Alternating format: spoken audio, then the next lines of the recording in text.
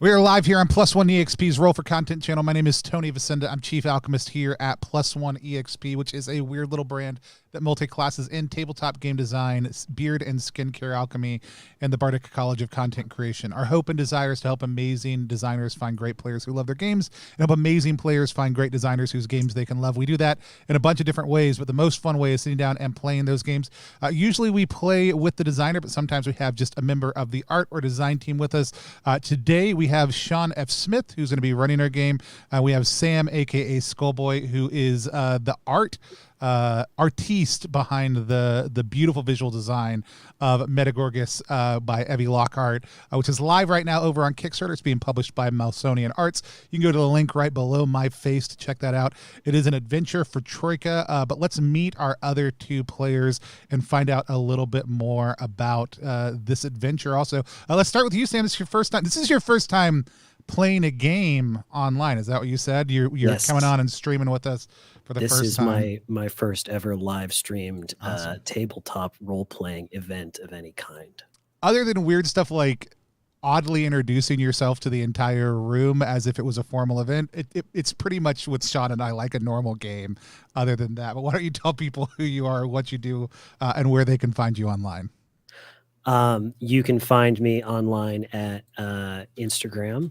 I have one of those. That's Instagram.com/better_legends. You can find me here on Twitch at twitch.tv/skull_B01. That's Skullboy.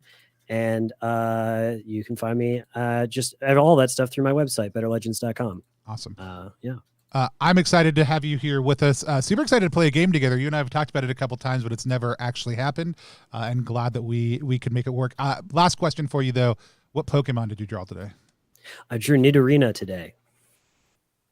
We have officially hit the 30 Pokemon mark in the Draw All the Pokemon challenge that I issued myself because I am an idiot and I will die someday.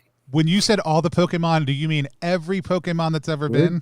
We're going to just keep doing them. I'm just doing them for warm-up drawings, so I figured for me at least, I know exactly what I'm doing every single day of the week.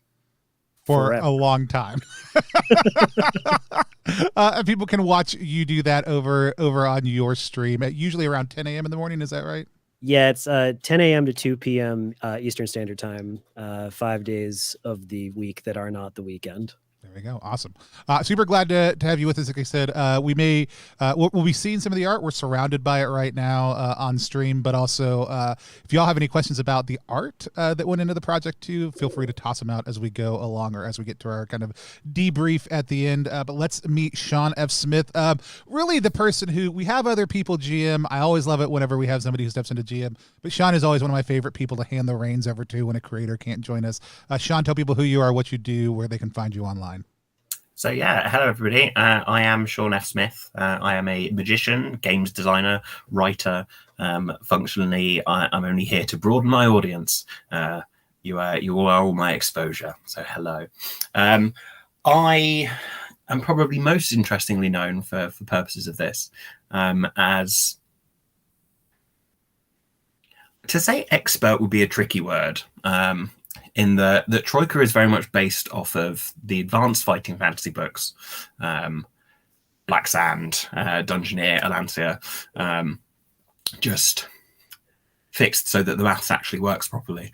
But also, if I had to go and do a sit-down quiz and answer any questions about anything, it would probably be the original series that they were based on. So in this way, this is my ultimate version of old school gameplay. And when it's this version of it that I'm doing, rather than my own Quarrel and Fable, which you can buy for free online by spending attention, just by searching those words. To be fair, Quarrel and Fable, it's quite good for SEO, it turns out. I'm particularly looking forward to making everybody enjoyably squirm today, because often, especially if you've watched many of the things I've done on this channel, often the things that I'll be doing are the much more grim, dark aligned Merkborg, whereas this is a nice, happy game of whimsy. But not today, maybe not. Awesome. With that said, we were playing Metegorgos, which is by Evie Lockhart. It is, like I said, being funded right now over on Kickstarter. You can go to the link down below my face, ttrpg.link /metegorgosKS to check it out. I'll also, as soon as I can get chatbot to actually do what I want it to do, drop some links down there. I may just hop over on Twitch and drop it directly and abandon chatbot because I'm angry at it. But this adventure has some heavy themes in it. The question that you and I both wanted to ask Evie before playing was like, hey, why Troika? Tell us a little bit about Metegorgos, what we're about to kind of adventure through, and give people a heads up about any cautions or warnings that might be appropriate, and then we'll do some lines and veil conversation. Yeah, so the adventure that we're doing today is very much weird in the true old sense of weird, where it's very much focused on reality and how it can be quite uncomfortable at different points. It's very, very mythic, and mythic in a way that if you are a fan of Greek mythology, for instance, so much of the stuff there is linked to who Zeus has had sex with and the results of that. And so although it's not quite exactly the same, it definitely kind of focuses in on the very visceral sense, like birthing is a theme here. Not just motherhood, but very specifically this whole, like the whole physical sense of all of these aspects as they sort of come through. There's a lot of like grossness that you would expect when it comes to bodies, very much looking at bodies in a like in quite a stark way. It doesn't quite get to like medical levels of discomfort or anything like that, but if that's definitely an area that squicks you out, there's likely to be quite a few things here that might do. Tonally, it's quite bleak and sad, but it isn't it's not quite wallowing in that sense. It's almost like an Edward Gorey painting level of this is melancholy rather than pure abject hatred and pain. I'm currently looking on my wall at a Francis Bacon picture, and it's a bit close. Like it's that kind of thing. Awesome. Yeah, Evie had some really great reflections on this. I'm going to read as we get to our kind of interview part at the end about her experiences and why this matters, particularly to their family. But I'm very excited to play. I'm very excited to enter into a darker space in Troika with you at the helm. We always use lines, veils, and the X card here on channel, as well as an open door policy, just to make sure everybody stays comfortable. So lines are things that may happen in the world of our game, but don't happen in the course of our play of it. Veils are things that we address in a certain capacity when they come up. A lighter touch, it might be a certain type of injury, a certain type of content or concept that someone's uncomfortable with. We'll kind of just fade to black or fast forward past it with a mention as it comes up. The X card is the ability for any of us to say or type X at any point in time to pause the game, identify what the problematic content is, remove it from the game. No explanation is necessary, though we may update our lines and veils as we do that. And then we have an open door policy, which means that people can get up, move around, eat, drink, and do all the other normal human things that normal humans need to do when they're playing a game, because we're normal human beings. And if you need to do any of those things and you're a normal human being, you can do them also while you're watching. So just keep that in mind as we're playing also too. And with that said, we have a strong line against sexual violence on the channel. It was interesting. Sean was like, what exactly does that mean as we were getting ready for the adventure? Specifically, we have a line against sexual assault, sexual coercion, because of some of the Greek mythological themes in this. There will be moments where we touch on some of those, but I think conceptually what we're looking at the result of those things, not the things themselves. Like, we're not engaging in those things at any point in time. So it's probably moving to a certain type of veil for this one more precisely in the way that we're handling it for this stream. But it is not a player facing action that we will be engaging in. With that said, I'm okay with all the other things that have come up. Sean or Sam, do either of y'all want to add any lines or veils to the list? No, I'm good. Not for me today. Cool. With that said, then I'm going to hand things over to Sean to take us into Metegorgos. Excellent stuff.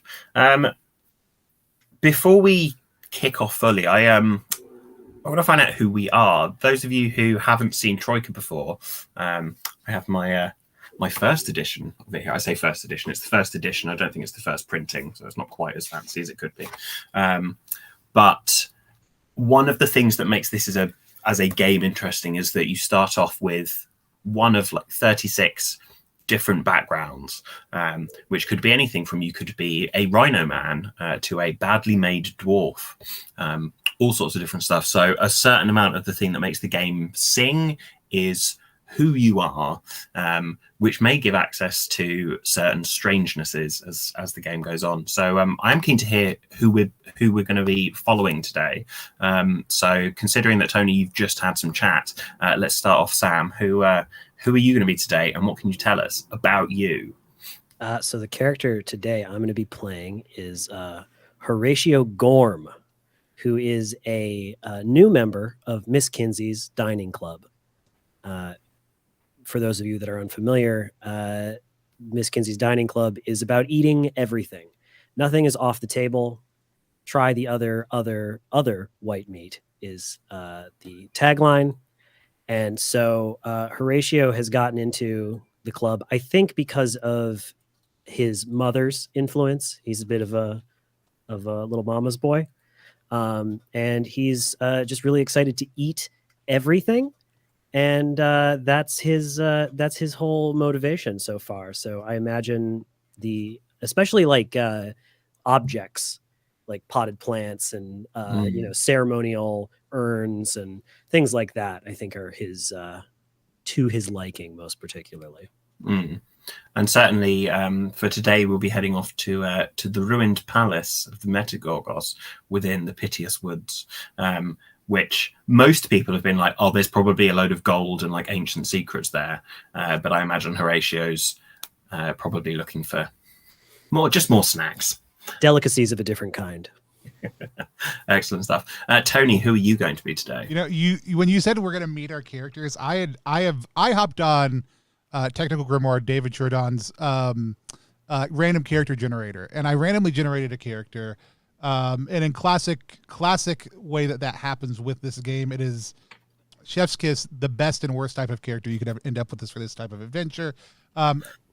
Also, with that said, I didn't give them a name until just now, and nor did I look at my character enough to form a strong mental image of who they are.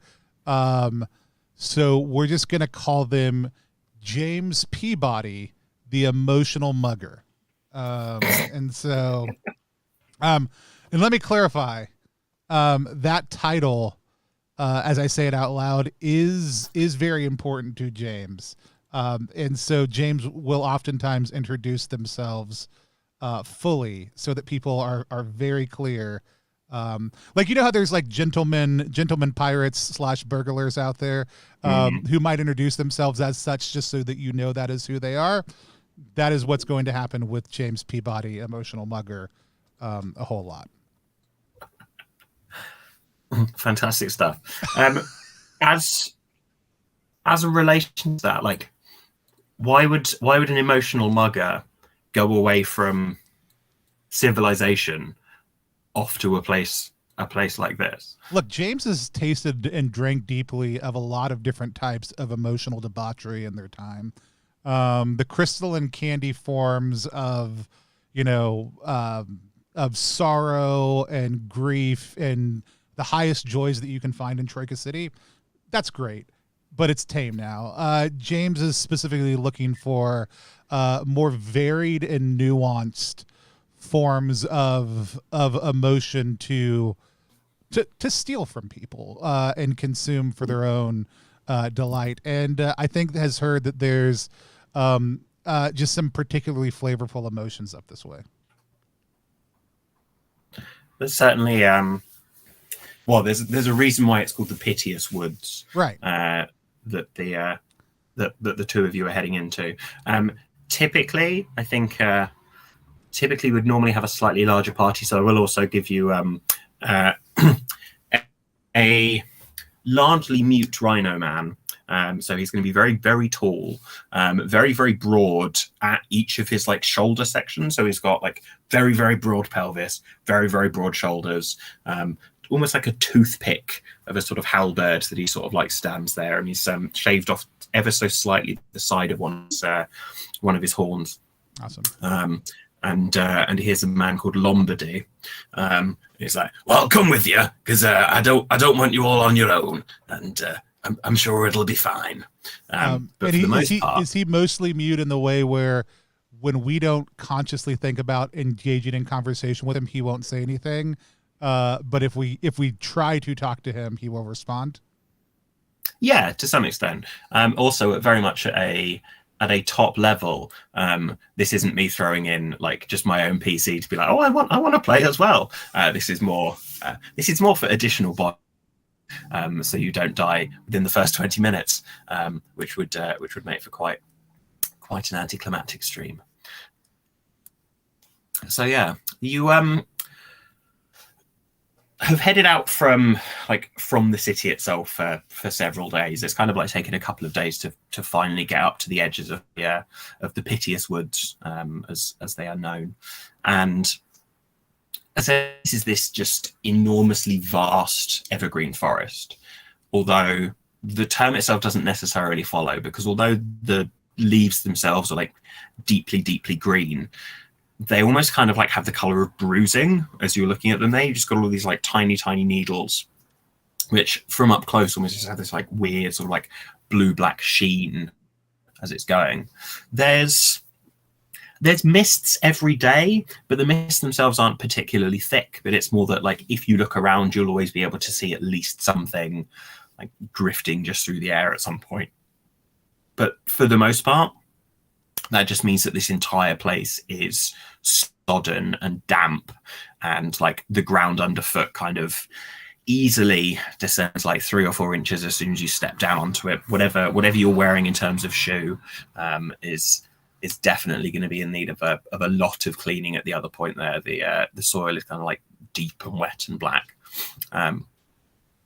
There are some stones. There's also a kind of like weird network of roots that you can sort of see at the edge at various different points. It almost looks like somebody's just like taken a load of stags and just buried them just under the surface. But so long as you're not running, you're probably going to be fairly reasonable and fairly fine. What's it look like as you're sort of like trudging through in the direction of a palace that was once a palace before this entire like place sprung up around it like hundreds of years ago? Like what does it look like? Who's taking point? How are you even trying to get to the right place? It's like you've suddenly turned up on easily like several hundred square miles of wood. Yeah, and it's somewhere in there. I mean, I don't know if James is in the lead or not, but James is definitely like, look, I'm looking for a good squelch is all I'm saying. Like I'm looking for the squelchiest spot of mud that I can find, and I want to put my foot in it. And I just want to take a moment and enjoy that squelch when it goes in, and the like when it comes out. You know what I'm saying? Like that's what, as we make our way this direction, that's really what James is mostly preoccupied with. I'd say Horatio is in terms of he doesn't want to be taking up the rear, because Horatio's highest skill is etiquette. So he's always very well aligned with what's the most polite thing to do in any given situation. And so in this situation, he feels like probably the most polite thing to do would be to let James squelch as much as possible, but also that he shouldn't be taking up the rear because that would feel cowardly. So he's going to say sort of in like sort of the front middle of the group, and he's got sort of a jaunty stride to him. He's not wearing a pith helmet, but he has the demeanor of someone who would. And like Lombardy is kind of like taking up the rear. Like there's not a lot of like twisting in the back. It's definitely almost like someone's animating like a Lego man or something as they're kind of walking across. But it very much sounds like Horatio is the forward driver of this. Do you have any form of skill that would align almost with navigation of some sort, or woodcraft or woodsmanship? I have tracking. Ooh, okay. Yeah, I think that could probably work. Yeah, so the just to explain to everybody at home, Troika is half of a skills-based system. Your backgrounds will have a relatively small number of different special skills that kind of give you a focus. Normally you have about 4 of them. And the value of that is added to your total skill, and you're trying to roll equal to or lower than that number on 2d6. Usually that kind of comes in around about somewhere between about like 7 or 9. But also sometimes it's quite funny if it's not there. If you don't have a skill and are trying to do something, you instead try to roll under just your skill itself. Although I might be nice and let you roll under luck in other situations, because it's quite possible that at the start your skill is as low as 4. So things can go nicely badly. So tracking I think will cope. So if you want to give us a tracking roll then, Sam. That's 2d6 you said? Yeah, 2d6, and you're looking for that total to be equal to or lower than your skill total here. All right, here's to under 5. No, that's 10. So it's you at least feel confident in this, but it's very much that this isn't working, and like it's not like, well, it looks like we're going home. We've not found the adventure. Thank you very much. It's been a good night. It's still going to work. It's just going to take you a large amount of time, and that might be that you're going round and round in circles. It could be that something else is happening. It might even be that you're just very, very particular about how you're wanting to do well at this. But frankly, it's going to be taking at least twice as long as someone who could kind of like do this on like bang on.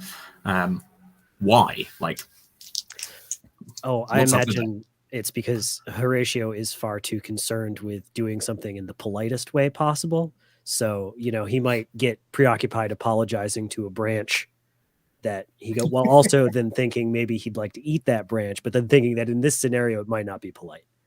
So there's a lot of internal conflict going on with him, I think, on the way, and it's got him a little distracted. No, I think that definitely works. I suppose the thing that almost, as you're like, because also the branches here are very, very flexible. Like they're say palm trees. They're not palm trees. They're pine trees. So like all of the sparks on this, and it's very much a case where it's probably actually hurting you more as you're crossing through these things. What you can see just up ahead of you, and it's probably going to be James. Like they'll be the one that spots it first. Is there's quite a thin looking human, although they're looking very, very like incredibly sallow skin, so almost like a kind of like ashen gray sort of mixed in with the sort of like muddy ground sort of color you've got. They've got a bishop's hat, although it's like slightly dented in at one point, and they just kind of stood there, and you can hear them as you're coming close. There's just a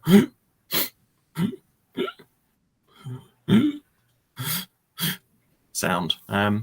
It's just the one. What are you doing? As I kind of squelch up towards them, or hopefully squelch up to them. Who knows how squelchy I'm being at the moment.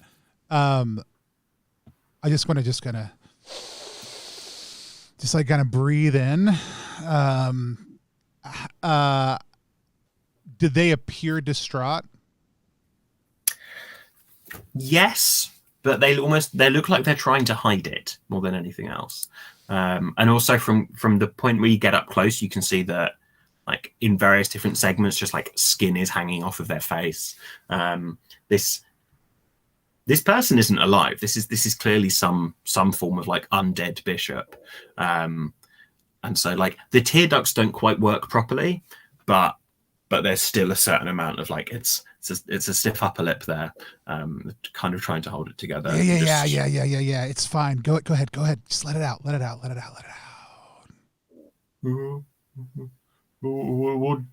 do you mean?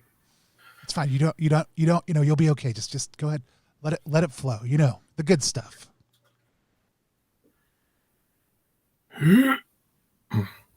Excuse me.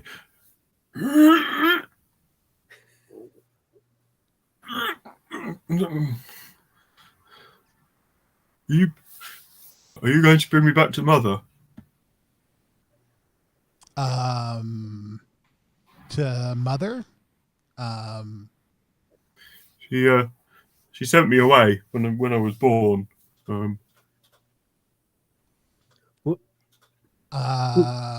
Yeah. How? I mean, is she still alive? I assume so. I don't know how to find her though, and I quite like the help, if you don't mind. I look at I'm gonna look at our mostly mute rhino man friend and be like, you wanna help this guy out?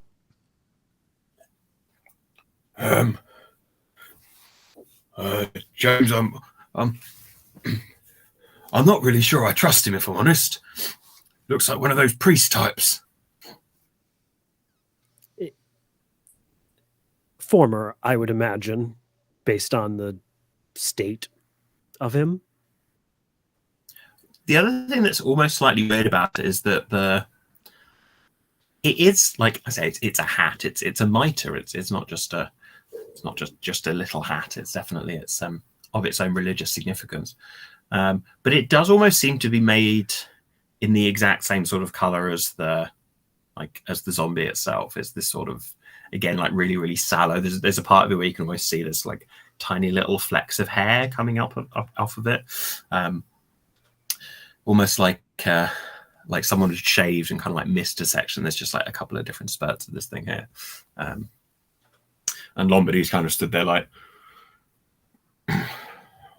well, who's his boss? But I'll be honest. Horatio is very conflicted right now because it would be terribly impolite, but he does desperately want to eat that hat. Well, I'll tell you what if he was asleep? Would that make it easier for you to trust him? I mean,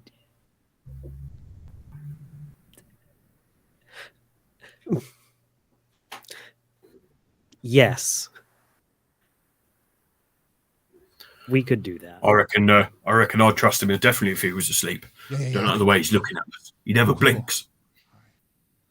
And I get right in front of him. I look him in the eyes. The old Hagrid, maybe dead, maybe alive priest.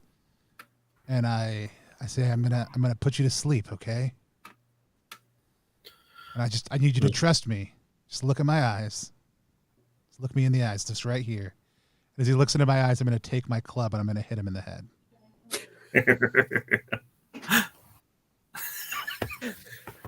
I want to be very clear to anybody who's watching right now. My leather truncheon damages club. When target reaches 0 stamina, I can just choose to bonk them unconscious. So if he doesn't fight back, this guy is going to go to sleep. It may take a few hits. I love it as a thing. Before combat kicks off truly, do you want to, because this is very much as a surprise here, so rather than rolling against each other, just straight up roll, you're looking to get equal to or lower than if you have a truncheon fighting skill, or maybe club or something similar. Yeah.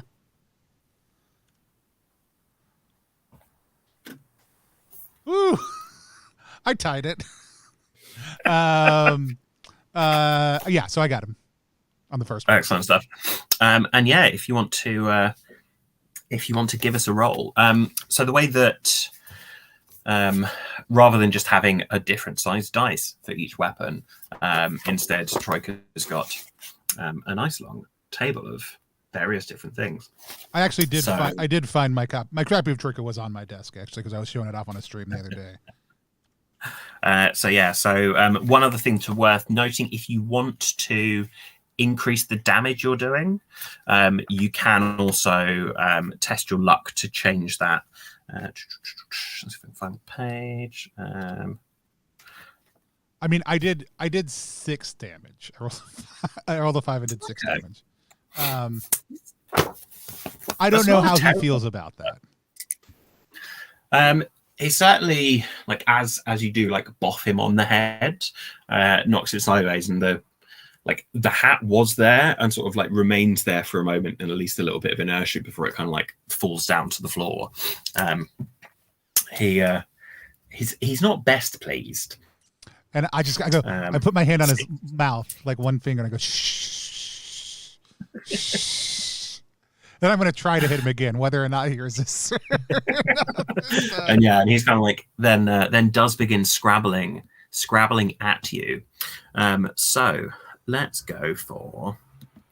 assemble the initiative bag at this point here. So the way that Troika works is you have don't need that point there. No, don't click yet, you idiots. There we go. Let's edit them. It's automatically spun me a thing. Here we go.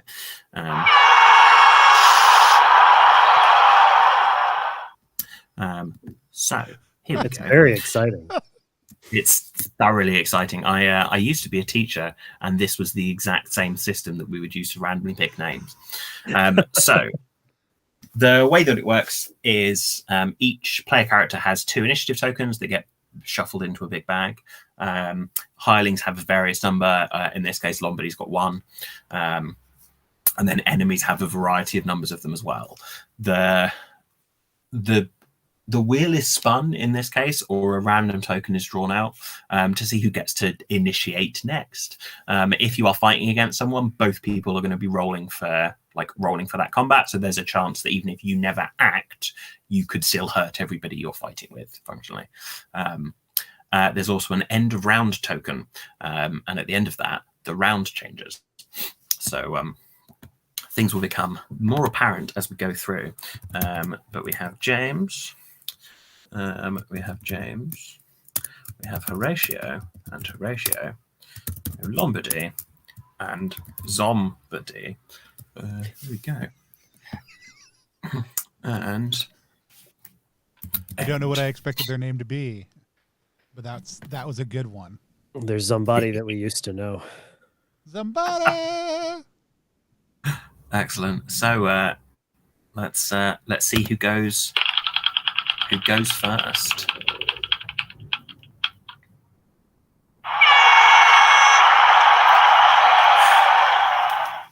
If I can turn that off, I will.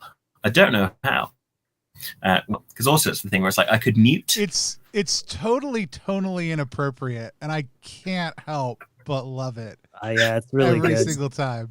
And the best part is like the fact that it actually comes through to the other side. It doesn't just happen. It is so excellent.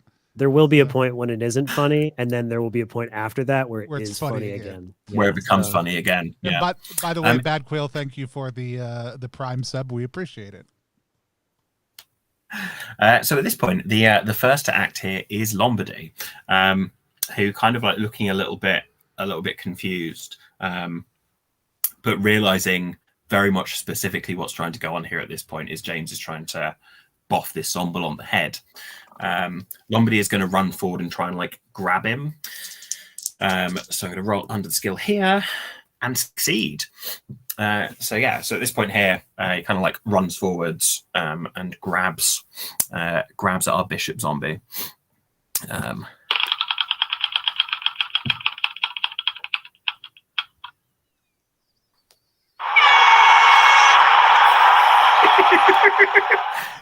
I will also see if I can find another one at some other point. I do have somewhere in a box the official initiative cards that were produced at one point, which would have been great, flashed up on the screen. But I failed to find them in time. Such is now the end of the round. So it's now at the point where the whole thing is reestablished.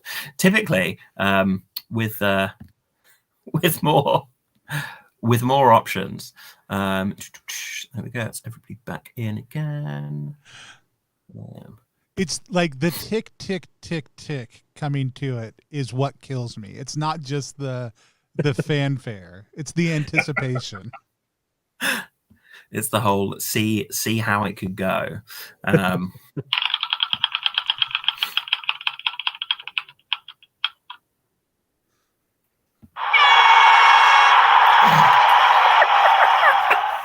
we may have broken Tony. So again, it's like Lombardy's kind of like holding this like sad bishop in like it's quite a tight grip. It's almost like quite a very specific aggressive hole. And then what you do notice at this point here as well is that the zombie kind of like reaches up, like puts his hands on, and again, like Lombardy's got huge knotty forearms, like really like sort of like very good at hugs. And zombie just kind of like pulls up and just like pops his own hands on top of the arms here and goes, yes, I suppose it is going to be right. Which then immediately provides James with an opportunity to kind of go pop. Considering the setup, I don't think there's any way you could miss. So if you just want to roll for damage again, and obviously if you reduce them to 0, you can knock them out. It's 3 damage this time. So again, it kind of like boffs him on the side of the head. He's still up. Like he's not quite knocked out yet. It's taking such a long time. He just keeps hitting him. And here's the thing. I didn't know if Sean would kick us to combat or not. I did know this was going to not be a one-hit maneuver. Like, I knew there was zero way this was a one-hit maneuver. And yes, it's a choice that I made. I think that very much necessary. There is, I suppose, there is a chance that had you rolled 7 or higher on your D6 hit. I thought about boosting it just to get to that really high damage level, but that didn't seem like as much fun as figuring out what it was like to hit this guy numerous times and just put him to sleep. Yeah, he's like comfortable. You will need to roll to hit him again, but in the interim, what's Horatio doing whilst kind of like watching Lombardy kind of like holding this zombie? The zombie just like hanging on, like has been boffed to the head a couple of times and is a little uncomfortable with it, but his hat is on the floor. Well, this is the thing, and I would say that up until the point that the hat came off, Horatio was having sort of like a very difficult moral dilemma, because in some ways hitting someone with a blackjack is not good etiquette. And in other ways, if we're putting him out of his misery, is it maybe fine? Either way, all of that completely went off the table as soon as the miter hit the ground. So as I was imagining the drowning pool song, let the miters hit the floor. And he scrambles, like all decorum lost. He is a hungry boy and he is gonna gobble it up.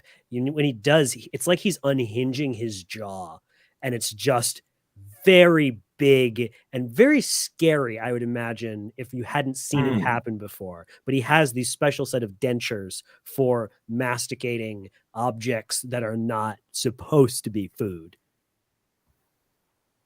I mean, all objects are edible if you are patient enough, which is definitely the case here. That's what's actually embroidered on his handkerchief. Just kind of like dabs it there. What does this mitre taste like, or what does it remind Horatio of? Oh, geez. Let's see. Well, because here's the thing. There's sort of a gastrology skill that I have here where you can sort of psychometry style determine the origin and magical or mundane properties of an item by thoroughly chewing it.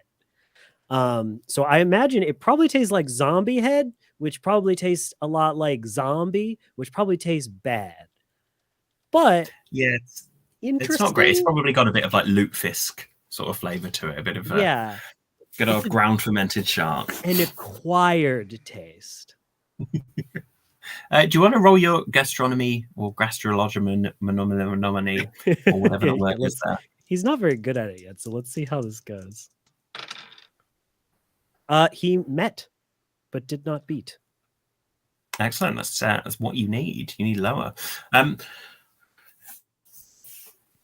any point whilst Horatio is eating, would he stop eating if he he probably wouldn't stop eating. Like you were saying, would he stop eating anyway? Would it change his opinion when he realizes that this thing itself is a placenta? Like the hat itself is kind of like semi-calcified placenta here. No, that would prompt him to take out his special little notebook as he was like excitedly chewing, and it's like Violet Beauregard being like, "Turkey with gravy, the gravy, it's coming in now." And so he pulls out and he's very excitedly writing down like the sort of his findings. And what this, what the what do you call it? What the flavor profile is of, because it's like it's religious, but also it feels earthier than that. There's an umami to it that you just don't get when the bishop's hat isn't made of placenta. And just important to note, I used to get the words placenta and polenta confused mentally sometimes. Both of which you can eat. That's a very different trip to the deli, my friend. Yeah. James, are you going to boff our Zomble on the head again? Absolutely. Nice. Give us another straight damage roll at this point here. That's a 6, so that's going to be 8. Oh. So yeah, you will sufficiently boff him to sleep. If that is what, like, in... Yes, I would like to, when he is reduced to 0 stamina. Yeah. So I think given my background, like, what everybody else sees is, like, I hit this guy, and I, like, go, shh, and I hit him again as he tries to scramble out of the way. He gets picked up. Like, I hit him again, the miter falls off. Horatio goes at it. I hit him again, the hardest I have so far. What everybody else sees is like a little bit of like mucus come out of his nose and a little bit of something like leak out of his ear. But what I see is like a superimposed like spurt of condensed emotion come out of his far ear also too. When I say see, I mean like I detect it via my olfactory senses, but due to the synesthesia of my character, it kind of manifest as a visual reality also. And I'm like, works every time. I would also then like to take the 10 minutes it takes to mug this guy for his emotions. Which I could do when someone is unconscious. I can extract, this is the emotional mugger's special ability. You can extract emotions from unconscious beings. This process takes 10 interrupted minutes. The refined emotion is candied into crystalline form. The extracted emotion is determined by the GM or rolled randomly. So if you know how they were feeling, it could just be that emotion. Otherwise, I can roll randomly. But yeah, that's I'll get some candy emotion. That's 10 uninterrupted minutes, isn't it? Yeah. So whilst James is starting to do that, and at this point, like Lombardy has definitely lowered the body to the floor, like after he's kind of like fallen asleep in his arms. What's it look like as James is kind of doing this? Is it like, is it metaphysical or is it almost like alchemical in a sort of process? No, it is, I think, metaphysical, but it definitely looks like I am tucking in the baby.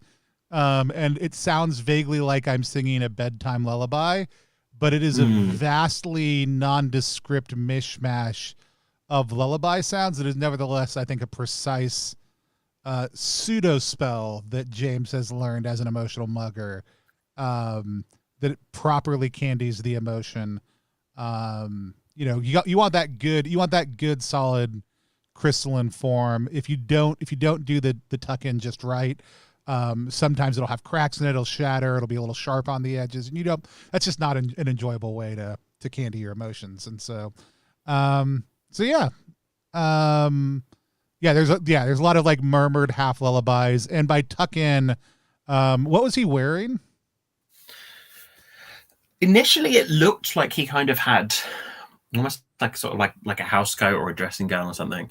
But you realize that's just that he's just got quite stringy, like almost like loose skin that sort of like he's just like wrapped it over himself and kind of folded it up to like preserve his modesty. Yeah, so that's gonna all get like tucked back underneath him, so it's pulled taut across his form. And it's just me tucking this guy's loose skin, like all around the edges of his body, as we get like lullaby and get treetops when the wind blows. All with the extra sonic sort of accoutrement of just endless chewing. Yeah. Just big chewing. Yeah. You just hear all of these like mouth sounds. Oh God, it's my worst nightmare. This is very much the reason why I'm like, let's not replicate this night on stream. Just have to imagine. I restrained myself since no one else did it, and you just said mouth sounds. But yeah, I was about to. That I should have probably listed for lines and veils. It's a hard no for me.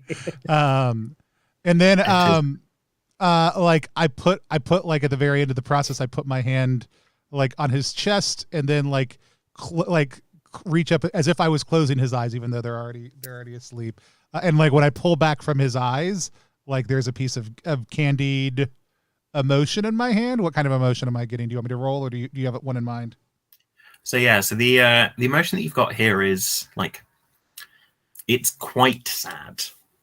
It's not full sad. There's a sort of like there's a softness to it, where it's whether it's like aged, maybe it's almost like a vintage sad, that it's not quite as sharp as it once might have been. So this is the saltwater taffy of sadness, is what you're saying? Yes, yeah, precisely that. Little soft, little vintage. Little bit of a chew in it. At the point that you're sort of like finishing that off, and presumably by this point also Horatio has managed to finish the mitre. Lombardy just kind of like nudge and go, is there going to be any problem with those lads? And you can see a relative short way off from you, moving almost in a direction where they're going to intercept you, but they're not heading straight for you. But there are two additional zombies, one of which is like full on bawling, and then just kind of like turning back around and just like swearing at the one behind it. The other one is kind of like running after him, also like swearing at him, and just like tears sort of like streaming down his face. They are going to kind of like run across your path as they're sort of like coming through, but they haven't seen you yet. What do you do? It feels like maybe we could get out of here right now. And then we've got the zombody that we're going to bring to the place. And we've mined him for all of his resources at this point. So I don't see any reason that we have to, do a repeat performance with everybody else. We might as well GTFO. In some OSR games, you search their pockets. In this OSR games, we went through their emotional state and ate their placental hat. It is the only way. Yeah. I mean, we told this guy we would take him where he needed to go, and so do you know where his mother is?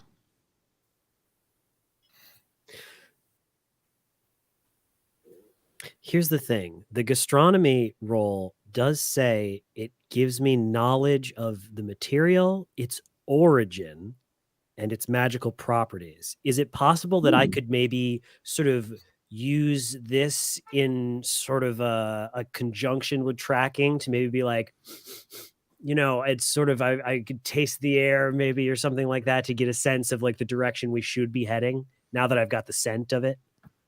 Yeah, I definitely think that like it would give you almost this like the beeline for precisely where its origin was, and to the point that it's not even just the sense that like you can follow the path, which kind of like lead you like looping back round, but certainly at the point where you can then just go, it's that way, and you know the precise route at which it's going to be, and that genuinely will like reduce the amount of time that you're having to go across there by half. That's great. I'm imagining a little bit like it's like a cartoonishly, like there's like a stink line that becomes like a furling finger that like Horatio's lifted up like a cartoon character after a pie on a windowsill, except it's the smell of wherever the placenta came from. Yeah, it's just kind of like floating forwards. One other thing that you also notice as part of that is this entire wood just stinks of that. Like it's very particular that you can pick up this very specific, this is the place where it came from, but also the aroma is just so very, very strong throughout. It's a kind of like almost this mix between like piss and blood. It's that kind of like both of those sort of like smells at the same sort of time. And it's just this like very, very, very strong, constant sense and very much the awareness of the magical aspect of it is this is like the divine fecund. This is just like divinity level of incredible power and sort of like amazing, overwhelming wondrousness. You got to get some more of this. And I think on that bombshell, this is the optimal place for us to take a brief break. Cool. We are going to take a short little stretch Rooney walk around to Dooney. We're going to take 5 minutes. So it's where I am right now. It's the top of the hour. I have learned, as much as I'm always like, no matter what time zone you're in, there are time zones out there that have half-hour marks. So it's the top of the hour where I'm at. I don't know what time it is where you are, but we're going to take a 5-minute break and come back at around 5 after. We are currently playing the Ruinous Palace of the Metagorgus. It is live right now over on Kickstarter. If you go to ttrpg.link /metegorgosKS, which is right below my beautiful face, you can go check it out while we're on this break. We're going to be back to play a little bit more in just one moment.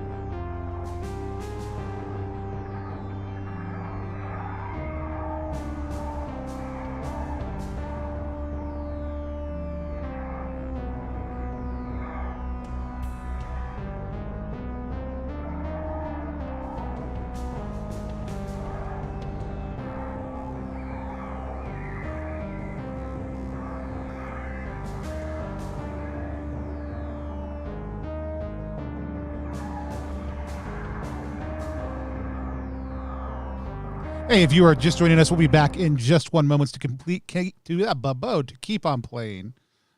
As they say, when you're not having your mouth not work, we will keep on playing the Ruinous Palace of the Metagorgus. But tonight, and just a little bit right after this stream, Jeremy Gage and I are going to sit down and we're going to be premiering part 1 of Monster Care Squad Lost and Found. This is the first produced actual play here on Plus One EXP, which means it was played over the course of a couple sessions and then broken down for your entertainment enjoyment and edited into short, very consumable, less than an hour long episodes. There are going to be 4 of those. We're going to be doing one each Wednesday of April. So come join us tonight. Jeremy and I are going to talk about the whole process, introduce the thing. We're also going to be giving away a digital copy of Monster Care Squad this evening and each week. So feel free to come back or stick around after this stream is over. For that, we will have a short little break. Also tomorrow, I am very excited to be interviewing Karen Twelves, who is the author of Improv for Gamers. And even if you're not a pro gamer, if you're not at pro gamer level, that's okay. You should come back and check it out.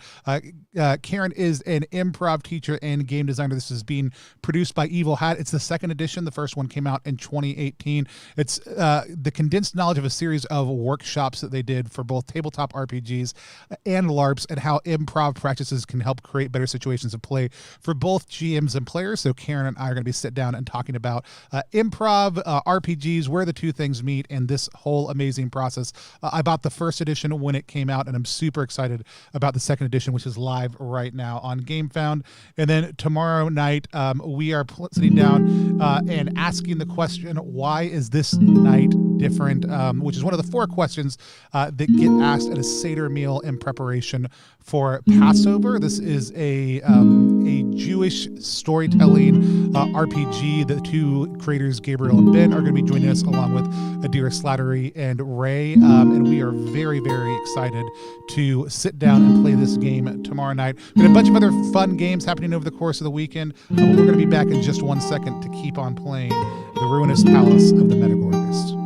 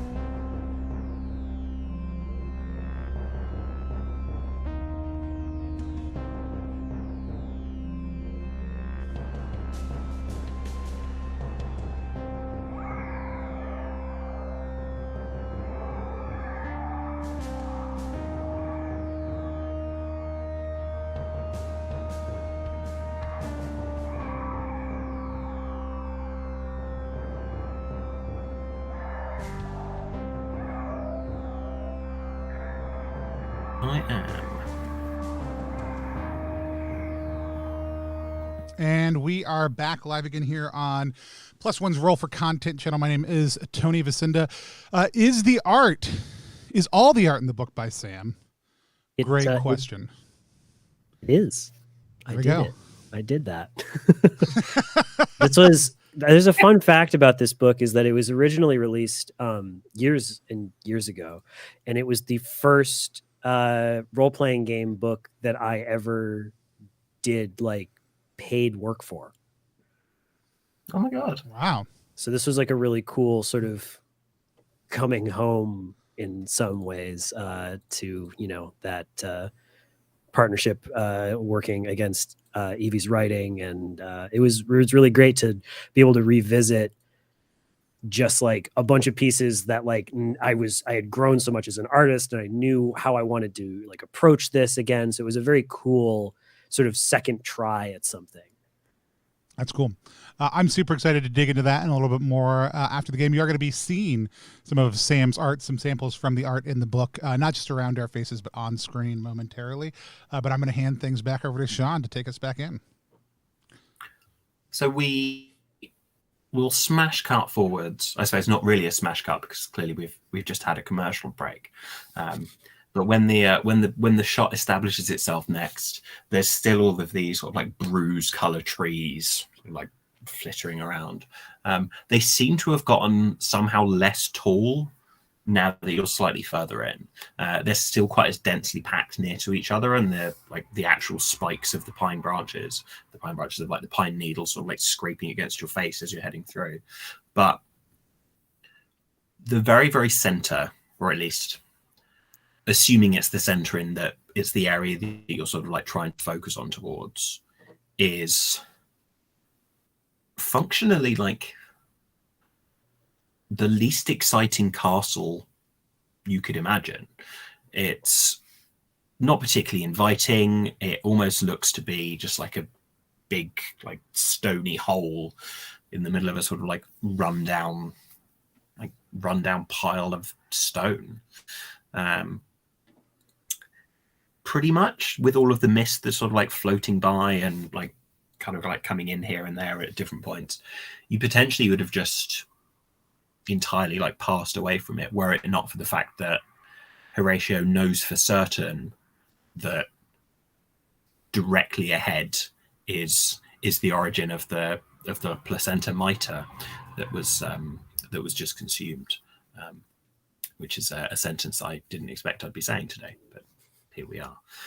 And also the fact that entirely like wrapped around the outside of this place is a huge, it is a dragon, but it doesn't seem to have any limbs whatsoever. You can't really see, there's no legs there. There don't appear to be like vast wings or anything of the sort, but there's very, very much that very particular draconic face, weird, sort of like quite blunt nose. The whole thing, like almost like shards of obsidian, like this really, really black solid stone that you can just see splintered out around here at this point. And it looks like it's sleeping. I mean, all dragons look like they're sleeping if they're not really moving. That's kind of how they go. But yeah, what are you four doing? Because you have your Rhino Man with over his shoulder a still sleeping zombie priest. Well, if we notice that there's a dragon there, I imagine that gives us pause to a certain amount. Just to take the temperature of the situation and see if there's a way in around the dragon. That would be preferable, I imagine. If it's not asleep, I could probably put it to sleep. I really admire your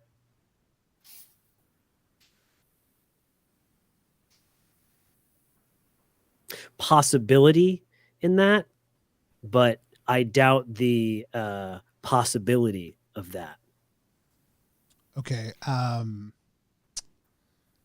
Second option. We rob it, and I take the same truncheon and I stick it in the long coat I'm wearing and point it forward in my pocket as if it was a gun. Perfect. He'll never see it coming. I mean, dragons are known for having, along with some of the most nuanced emotional states, some of the best treasure also. That's fair. And I mean, it's wrapped around this castle as if the castle itself was its treasure. So the question I have is there anything that you think we could use to distract it from being where it is if it's not asleep? How about some, I don't usually do this, but I could give some candy. Interesting. I got a stash I brought with me. What flavors? If you don't mind me I mean, asking. do you want to taste? just a little nip. I mean, I'll give you one. I rolled. So I pull out what looks like a small, like, the strawberry candies, the ones where like the wrapper is a strawberry. So imagine like that color and shade and probably consistency if you bite into it, but like slightly heart shaped. He holds it up in his hands and he's sort of crinkling the paper a lot, and then he just like pops the whole thing in his mouth without unwrapping it. You are overwhelmed with loveful is how it is written. All the other ones are like hateful, fearful, sorrowful, and so the last one is loveful, with the emotion of being loveful right now. He's having his own 1960s revolution inside of his palate. He's just like, "Mommy never told me it could feel like this," and he's just like, so warm, so warm. And then he spits it out and he's just like, "That's good shit." I'm sorry, can we curse on this show? Yeah, you're fine. Okay. The weird hyper theoretical game that we play is that everything's PG-13. So we only get one F-bomb and we have to decide when is the best moment to use that. Great. But sometimes when people are playing, they drop a pencil and they're just like, bop, bop, bop, bop, bop, and they knock them all out. But I have no mores against cursing. And okay. So you're good. By which I mean, fuck yeah, you can. We've used it. Oh god.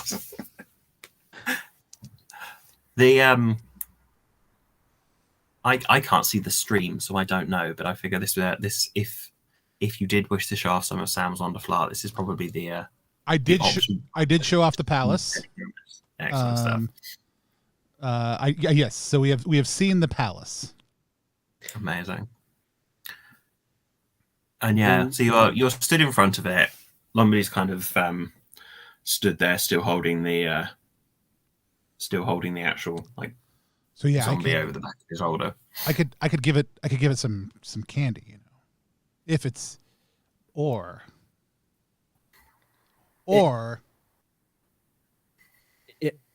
it feels like if we give the dragon one of these. Now I have a very advanced palate, and so I'm able to handle flavors of this intensity without completely losing my mind. Smash cut back to when he was just like feeling himself up and yelling. But I feel like if we give the dragon something like this, if we sneak it in to its mouth and then make it eat it, maybe we can just walk right in. It might just be distracted by that. Okay. Well then, in that case, I take off my shoes that are muddy, and I just flip them around, and so now the mud's on the inside, and I stick them back on my feet. Life hack. And I start sneaking my way towards the dragon. It just makes the same sound. Just internally. Slightly muffled. I think my thought is it'll make, every time I squelch, it'll now make an inverse squelch. Yeah, it goes. And the squelches will counteract each other. Yeah, that's true. Because that's how sound science works. Yeah. So as James sneaks up towards this dragon, they can see that the dragon is full on genuinely asleep. Most people probably wouldn't be able to tell, but as somebody whose job it is, but somebody whose habit it is at least to knock people out and then steal their stuff while they're asleep, you're pretty confident that this isn't just a ruse. Well, that's good and bad, because here's what happens. I start to sing a little bit of a lullaby. And start to tuck this dragon in. as I try to take, I mean, look, sometimes you got to mug somebody in an alleyway to get their emotions. Other times they're already mugged and you just show up and you take their emotions anyways. This is the latter of those two things. And so I'm going to try to distill this thing's crystalline candy emotions. I can't see this going wrong in any way. Please proceed. Yeah. So I'm going to do that. And we've already described kind of what, like, it's a lot of, there's a little bit of like, da-da-da, ba-da-da-da-dee-da-da, da-da-da-da-da-da. And I'm trying to think of what the tuck-in process here looks like, because I imagine this dragon doesn't have loose skin flaps all around it. No, its scales are kind of like made of stone as well. Like yeah. It appears to be this like just living rock. So like maybe there's a brushing down of the scales like a little bit, like da-da-da. And then like I like if there's a place where its tail is maybe not coiled quite as tightly that I come up to, I like tighten the coil a little bit. And then like as I'm getting towards the end, unless it wakes up at any point in time, like I'm trying to figure out where do I think this thing's heart is so I can put my hand on it. I just kind of go towards like 3/4 of the way up because that kind of makes sense to me, whether, and then I go to put, and I feel like this is probably the most risky part. I go to put my hand on its eyes and I have to like span like this because of the dragon's big head to do that. Do you want me to make a skill roll or you want me to test my luck here? I think this is very much a case where luck comes into account. Okay. Yeah, so test your luck. So again, you're looking to roll 2d6 equal to or lower than your luck, and regardless of the outcome, your luck will then go down by 1. Yeah.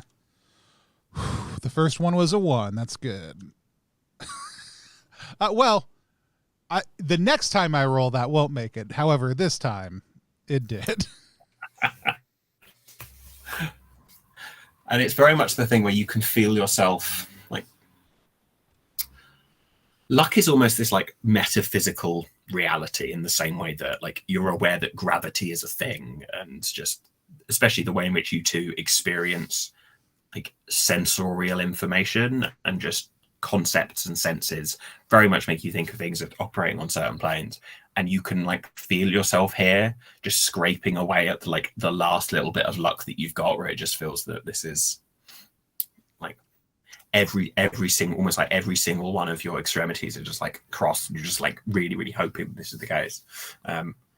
The head ever so slightly sort of like just like moves, I want to say just like resettles itself back down in a slightly different position, to the point then where James is still like stretched out on top of this thing, but entirely successful. And you are able to extract its emotions. I want you to randomize this, but also being a dragon, it's got quite complex ones. So I want you to roll twice and combine them rather than just picking a standard simple one. Reptiles are not known for their simple thoughts. Well, so I rolled shameful twice. Ooh. So Shame. are we, I think what we're talking about is the deepest, richest vein of shame. Because dragons are such proud creatures. They not, and rightfully so. You can think, what would a dragon have to be ashamed of? And we don't know specifically, but whatever it is, deep within this creature, while it slumbers, it is fixated on this deepest, darkest moment of shame. And I think, like, as I pulled the candy back out, like it is like Black 3.0. Like it is like light disappears into the blackness of this candy.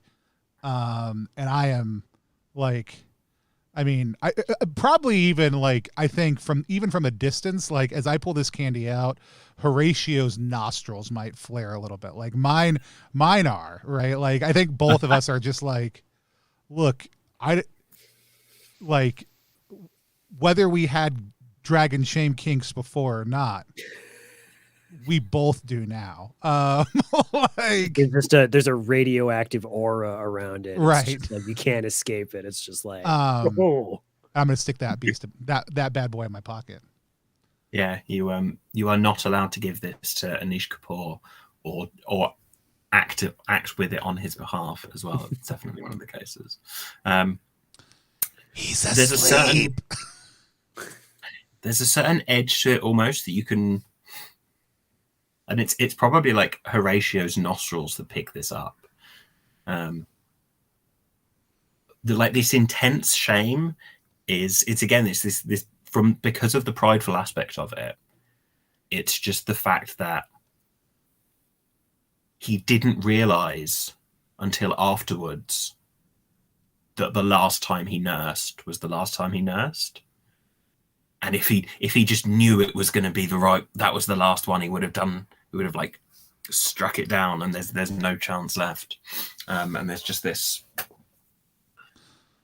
it's almost like sour milk sort of like tang just at the edge of this like intense dark shame. But it is there. And the dragon is like deeply sleeping, in as much as I also imagine that extracting the crystalline sense of someone's emotions probably at least is going to be keeping them in a certain sense of like quite a low sleep, like quite a deep sleep almost, to the point where you could easily clamber over. Lombardy might not be able to climb over, being quite a heavy lad. So he'd probably have to like stay back and behind, unless you had any plans for how we could get across this big obsidian snake. Well, I do have a rucksack with a knife, lantern, and flask of oil, 2d6 silver pence, and 6 provisions. Here's what we could do. I think if the dragon is asleep enough, I could use my giant mouth and teeth to, like, beaver style, bite down a tree and maybe make sort of like a nice incline bridge that we could sort of climb up to give us a little bit more purchase to get into the area, at least for Lombardy. I like it. I think we should do just that. That sounds like a wonderful plan. Do you have a skill for impromptu tooth carpentry? I have strength. I'd say, yeah, like strength counts in this way, in that you're primarily using your like bite strength. Yeah. So yeah, I think that counts. It will work even if you fail, but if you fail, it will just take a long time to do it properly. I've got my sharp metal dentures also, which are sharp and metal and make me look like Jaws from that movie with Jaws. No, the other one. Two. He's in Moonraker, and that's right. Oh, another one.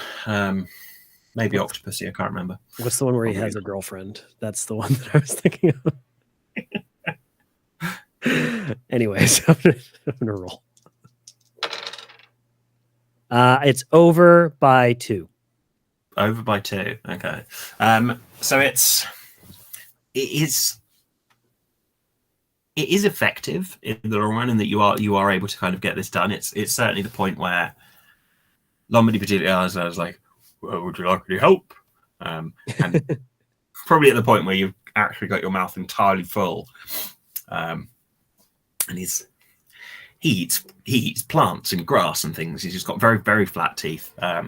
He's not quite so good at cutting through wood here at this point. But definitely is kind of like standing nearby and sort of like trying to like G you along to make you do that. It does take so long that whilst you are able to do this, something wakes up. Not the dragon, but Zombardy. Zombardy, the undead priest, kind of like comes to. It's like, who are you? Why don't I feel sad anymore? I think I recognize you. What's going on? Yeah. We're your friends, and we are taking you to your mother. Remember, I helped you go to sleep. I made it so you weren't sad anymore. Sorry. We're continuing to help you get to your mother. Yes, I think I remember something about that. I seem to be. Did you do like when you helped me go to sleep? I feel really calm. This is really nice. Oh gosh. Terribly sorry. I'm looking very rude here. And he kind of like reties his skin in front of himself, so he's not quite showing all of his bits. And he's so they're like, well, what next? Well, we're trying to get over there, and like camera zooms up the steps. We got to get over the dragon, so we're gonna make a tree fall down. As you do. It's quite a good plan, I suppose. Yeah, I think your mother is inside. Yeah, I think so. I don't think she's allowed to leave. I mean, we're going to visit her, so I guess that seems fine. Oh, wonderful. Excellent.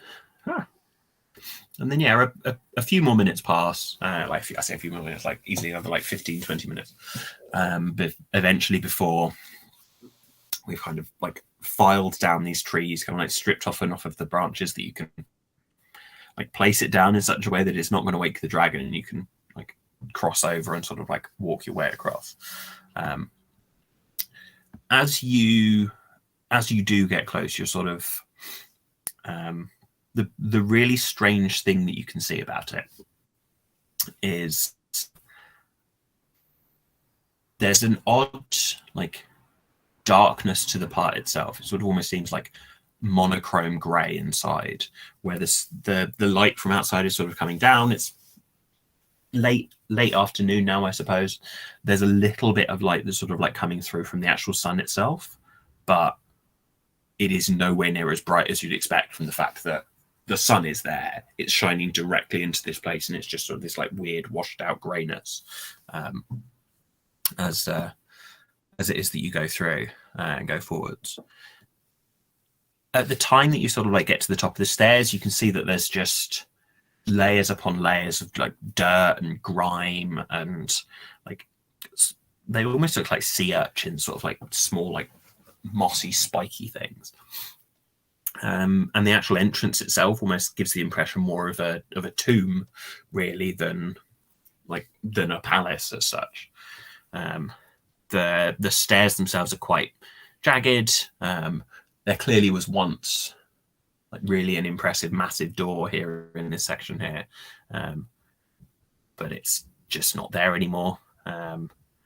There's all of these like really like faded, dull, like tiny little cracked stones just on the outside there, that again once probably would have looked quite glorious and quite impressive, but it's just green gravel now, pretty much, it looks like.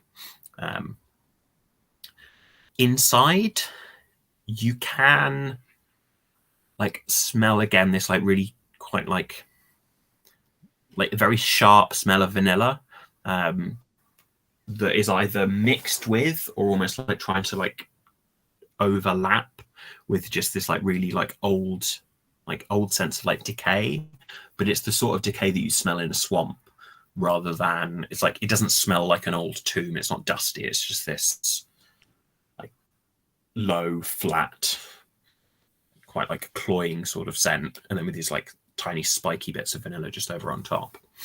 I had a car like what that. You can see now that you're actually here is about probably three or four paces back within to the actual room itself. There's a like quite a fancy looking amphora, and just behind that, in like quite a bright. Again, it's almost the only bright part within the room, and you can sort of see it now that you're actually up at the top. There's a suspiciously bright puddle of light, literally just right next to this thing. What are you going to do?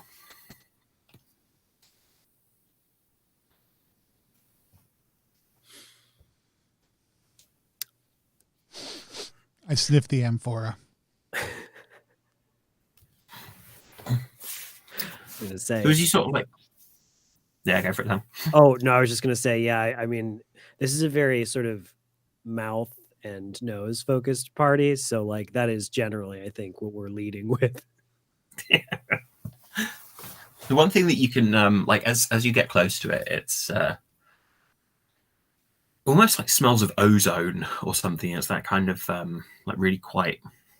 It's overwhelming in how different it is from just like the broader additional sort of like smell of this thing, and at the part that you are sort of like head on over, and it's not implausibly tall. It's kind of maybe comes up to about like 4 or 5 feet or something. Sort of like dip your head over and take a big whiff of this thing, and the puddle next to you just like stands to like full height and goes, ha, ha, ha, ha, ha, ha! I see you have found my place. And although it almost looks, it looks a little bit like if you've stared at like a bright light for too long and then kind of look away, that weird after sort of effect, you can see mostly just this shape. You can't even really tell where its mouth is, although clearly you can see like its face, or at least its head space, moving around as it sort of does these things. This would be another time when we can see some more of the impressive art from our Sam there, where if you want to find the Sunstroke Demon, or the Sunstroke Daemon, I suppose, if you want to do it that way. Just kind of stood there all Rick Mail like. It's like, ah! What's why have you come here without approaching yourself? This is absurd. We're helping our friend here. He told us to come bring him here. Yeah, it's all him. We're just helping. We're helpful, so we're helping. I also don't understand how we would approach ourselves without approaching with ourselves. Yeah, I suppose. No, there's only the one way to do it. Yeah. Well, you could have announced yourself. You didn't even write a letter or send ahead a message. Well, we didn't even know you were coming until you clambered up the stairs. It's not a terrible point. I mean, how about an informal greeting now? Yes, okay. Hello. Hello. Announce yourselves. I would say this is a total failing of playing this character right now because I have so much etiquette. Are you slightly mortified right now? I am so mortified that I didn't. Oh my goodness. Oh geez. I'm gonna catch it from Mother. This is so embarrassing. Normally I would. He's turning into Jeff Goldblum slowly, I guess. I'll tell you what. I'll tell you what. Here's what we'll do. We're gonna step back. Boop, boop, boop, boop, boop, boop. I will announce you. You can announce me. Great. And then we'll both do yes. Lombardi at the same exact time. Yeah. Great. All right. And I said I was going to go first. Yeah. You go first. That's the politest way I could think to do it. Just to make sure. Are we? And I look over at the end. It's like, are we all ready? Yeah. Just one moment. And it seeps back down into the puddle again, and you can just hear this. Ready?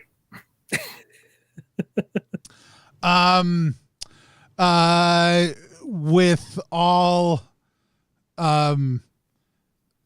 contrition and desire, I formally announce the junior member of the, what's the thing called again? It's Miss Kinsey's Dining Society. Junior member of Miss Kinsey's Dining Society. Dining Club. I'm so Dining nervous. Club Society. Now this is Horatio. actually, this is player. Horatio. This is player. This is not character. Forget it. Horatio Gorm, bearer of the silver teeth, expander of palates, and all around good dining companion. Horatio feels very sort of pumped up from that. The bearer of the silver teeth sounds very impressive to him. And he takes a little bow and he's just like, the couple of like hands that come up from the puddle and go like, and then lower down again. Then Who's the other one? Horatio steps forward and says, it is my most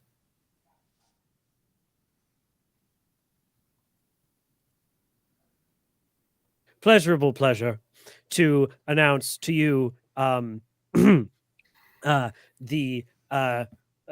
this one who is known as James Peabody, emotional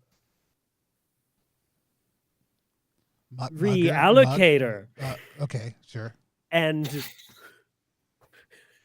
I just thought it might be best. No, that's fine. I totally get it. It's just the sort of I'm proud of my title, but you aren't. It's fine. No, it's not pride really. It's more of just like I'm just trying to we're sort of softening the blow here. I don't want to say that we're going to mug him. I do like the blows to be soft. Yes, exactly. Anyways, we're on the same page. The most admirable James Peabody, emotional reallocator and holder of many fine and fancy nuggets of emotional flavor. And then again, some more hands go up and go like, very well, very well. What about the other ones? Yeah, at the same time. Yeah. And now we'd like to announce Lombardi, the Rhino Rhino Man, who's mostly very strong, but doesn't do a lot of talking. Talking. Very wide walker upon trees, and sort of few of words. Yes. Yeah. And Zombody. And that's Zombody, yeah. And the head rises up part out of the puddle and guests, excellent, and then stands up to full height. Welcome to Metegorgos' palace, a realm, and now you have announced yourselves. Now you will die. Oh, wait, can we step back again? Hold on 1 second. Yeah, just one moment, because it would be terribly rude to not let us do anyways. It seems actually like we really walked into this. Can we take backsies on our intros, do you think? Do you think that if we unannounce ourselves, then he won't be able to kill us? I mean, that's the feeling I get, because he didn't mention killing until we announced ourselves. There's an old etiquette rule that if you yell psych fast enough after you say something, then it doesn't count. How long do you have to do that? We've got another 20 seconds at most. Okay, so do you think we should do that? Yeah, I think we should. I'm going to go ahead and just do it. Okay. And I pop my head up and I go, psych! You must obey the psych! Give me an etiquette roll. Absolutely.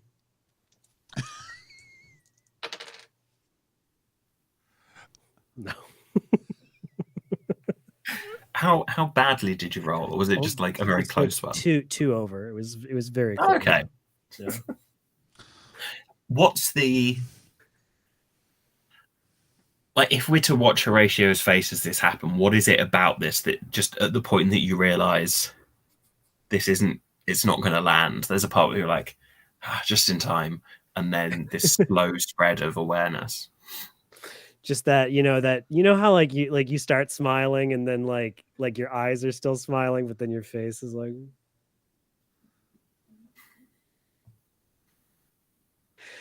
okay, we have to fight him. Right. And he puts in his clobbering teeth. Technical. I pull out my club and I hold it up and I stick it in my pocket and I say, "Don't move." Excellent news. So yeah, as is probably unsurprising at this point here, we are going to have to progress to some form of combativeness. Here we go. So I'd say drum roll ready, because it will make an absurd nonsense drum roll sound. If you're just joining us, Sean is using a random selection tool that happens to include audio that does come through. Please brace yourself. From the website classtools.net.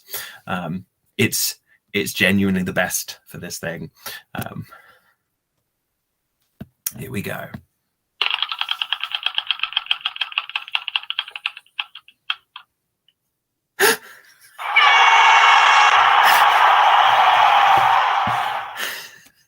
Do you want to know what just came up? It's the end of round token. That is, in all my times playing Troika, that is my first end of round on round one.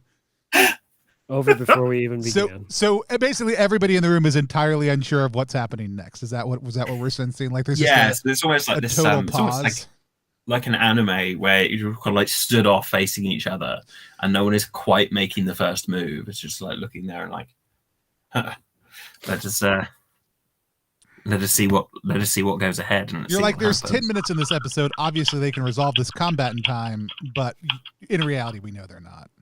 Yeah. Gonna do it again? This time it's Lombardy who goes first. Okay. Man, that guy's got good initiative for only having one dice in the stack. Yeah, exactly. It's like the fact he's come through at this point here. He like charges forward, like I say, charges like readies up his Beck to Corbin, he's called it. Functionally, it almost looks a little bit like a toothpick. But if a toothpick was just a weapon of war, functionally on any other person, it would look like an impressive weapon. But the Rhino Man here is so vast that it just looks almost like quite amusingly tiny. And he charges forwards towards the Sunstroke Demon. He rolls a 5, adding to a 6, so it's an 11. Against an 8, adding to a 6. So as he sort of like charges forwards, the Sunstroke Demon instead just like shifts his body out the way in the way that the entire midsection just like moves, and then just like places hands directly down on our Rhino Man's skin. Where's it gone? Got to find the spell damage table. Here we go. No, not Jolt. It's Firebolt. And you can smell the sort of like the boiling leather at this point here, and immediately see just like the blistering of Lombardy's skin as this happens here, and he screams out in significant pain and like, "Oh, that bloody hurts!"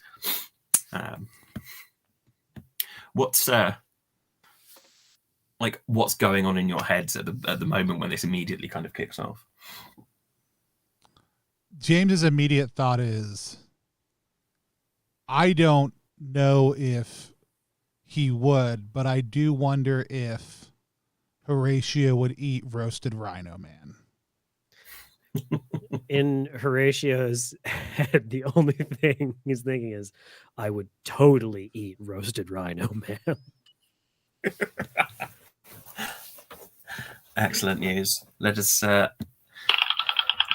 draw another dice from the bag of dice. Ooh. Horatio, you're up. What do you want to do? Okay. I think Horatio's thought process here is extraction mainly. Like if we can, and you said he sort of rose out of like a pool on the floor. Do we get the sense that he's like tied to that pool on the floor, or was he just sort of like liquid and then became more solid? Yeah, so you get the impression that he doesn't really have any like perfect physical space that it has to be in. Instead, it's just this, he was hanging out as a puddle and then all of that puddle sort of stood up. He did seem to quite like that as an area. You can sort of see from all of the space around that part seems to at least have kind of got a little bit of I say markings, almost like sun bleaching from where he's been there for quite a while. Okay. I think then what Horatio is going to try and do is sort of as quickly and elegantly as possible, he's going to try and just put a rucksack over the Sunstroke Damon's head and then tell everyone to run away in whichever direction seems like they won't be followed. Excellent news. So yeah, so kind of like trying to gather it this way. Let's have a think about what the optimal one's going to be. I'm going to say this is as close, I suppose, to grappling or something similar. So you could probably use strength here, or if you've got any other skill, you could potentially opt for that one instead. So if you want to roll those two dice. Yeah, I'll do that. And pushing my luck is a thing that, do we do that after, or is that a thing that I would do instead in order to? So that is as a thing that you would do after, essentially once you have either been dealt damage or deal damage, Gotcha. then you can test your luck to shift up and down how things work. All right. Let's give this a shot then. No. Excellent. With this one, you're actually adding them. So if you want to take your take that value and add it to your total of strength. Oh, great. Then the total would be then 9, 10, 11, 12. 12. Nice. So its total is 11. So it's very, very close here at this point. But awesome. Essentially, you're able to grab the bag and sort of pull it. Was there anything else in the bag at that point? Oh, for sure. Let's see. It so looks what spills out across the floor? 2d6 silver pence, a knife, lantern, and a flask of oil, and 6 days worth of provisions. Nice. I'm going to say, tell you what, will you test your luck for me here? Yes. So for this one, you're rolling 2d6 and you'll get equal to or lower than your luck. Great. Over. Nice. So you are not lucky at this point. Your luck will go down by 1. That happens each time you test it. Functionally, what happens at this point here is the oil shatters on the floor next to this man of living fire. That makes sense. But nothing happens. So you can see the wisps of things though, and you can see where the ignition tries to start and then it just flattens out and it just does not happen. The oil itself seems to discolor ever so slightly. But as this whole thing just spreads across the floor and again making it ever so slightly slippery. but still at this point here, it's like just there isn't the flame that you expected to just suddenly appear off in here. What you do is you then grab and pull the bag all of the way down to the floor, entrapping in it our demon, who secretly, you would not know this, but have just learned it, can be trapped by opaque surfaces, which is convenient. It's perfect. I swear to God, I had no idea. So the way I'm going to run this is there is a chance that it can escape, and functionally, if it gets to the end of a round, then you're all able to just scarper. But if its initiative comes up, then it gets a chance to try and escape at that point there. But obviously, if your initiatives come up, then there's a chance for you to do additional things to try and increasingly trap it. So let's hear our wonderful sounds again.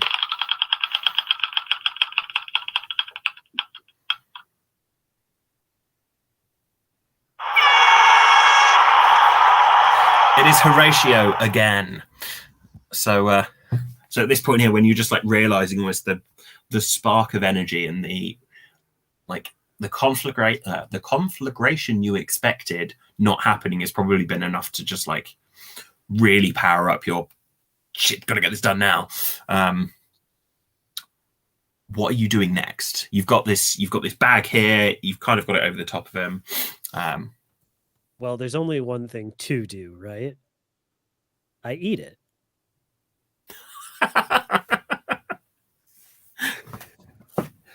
I certainly think that's what the one thing would be. Yeah. Just sort of describe what that looks like. You're in a position where you've been able to capture him here. You're kind of like comforting around. Functionally,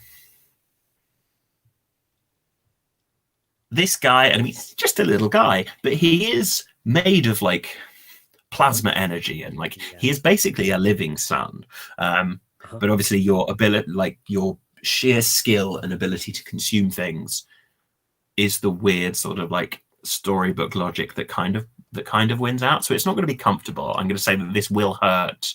Yes. As you swallow him. Makes perfect sense. And in fact, yeah, tell you what, test your luck again. If it goes well, you'll take less damage. If it goes badly, you'll take more. All right. Under. Oh, nice. So if you want to roll 1d6 and then deduct 2 from that roll, and then tell me what you get. 3. 3. Ooh, nice. Let me find the page. So you take, while swallowing it, 5 points of esophageal damage, which is damage to the esophagus, not caused by an esophagus in this case. And yeah, what's it look like as you kind of like eat the sun? Well, he's in a bag, right? And like I imagine there's sort of like the like kicky punchy sort of like cartoony moments with the bag, but there's also like a radiating glow, and it's sort of like then so he eats that bag, and then it's sort of like he's like all the light is sort of shining through his pores, but he's sort of like if he became a lampshade for a second. And you can sort of see sort of almost like an X-ray is being taken of him. So you sort of like see his insides being sort of lit from within. And then that slowly dims down as his very trained stomach acid starts to sort of deal with this. Comes from a long line of enjoyers of spicy foods. I just got to know, on a scale of 1 to 10, how is this, like, where is this at on the scale of spiciest things that where is this on the what's that? The Horatio Scoville scale. The Horatio scale. It's scale of 1 to 10. This is like a 6, solid 6. Nice, I like it. So yeah, as you swallow down this thing, and then the light sort of descends, a kind of like weird, like almost like it feels like twilight within the room. It's that level of just like bleak. You can sort of like still make out the shapes in here, but it's not bright. It's not precise or anything, which is again even stranger for the fact that like looking behind you, you're like quite starkly made out against the. It's not very sunny outside, but comparatively, it's really quite bright. And you're sort of just like standing there at this point here, and there's probably a little burp that Horatio lets out that sort of almost looks like a nice little sunburst that sort of comes out there. Yeah. And I feel that's probably an optimal part for another commercial break. By which I mean I'm going to get myself some water. Sounds good. We're going to take another 5-minute break, so we will be back at right about 5 after the hour. We are playing the Ruinous Palace of the Metagorgus. We are playing with the artist for the game, also to have been able to show some cool art. Stick around after we finish our actual play. We have a little bit of time to talk about the game, the art, our experiences. Also, too, if you have any questions that you want us to discuss, feel free to toss them in. None of us have designed this game. However, Evie has made herself available to answer some questions for us that we asked earlier. And if you tell me them now, I might be able to get your questions answered also too. But we're going to be back in just about 5 minutes.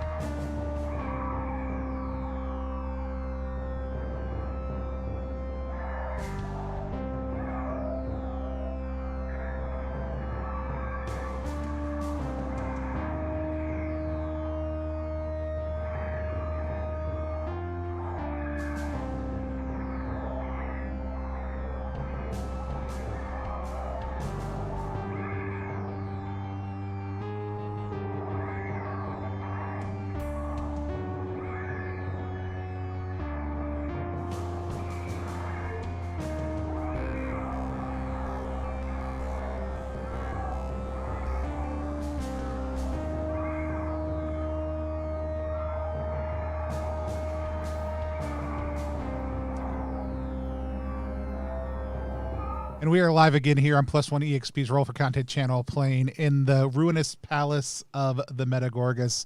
My name is Tony Vicinda. I'm sitting here with Sean F. Smith and Sam Amelli, who is the artist on the game. Sean is running us through it, and we are going to step back into it now that Sean has successfully bagged and eaten a demon. Scale 6 out of 10 on the spiciest things his character's ever eaten.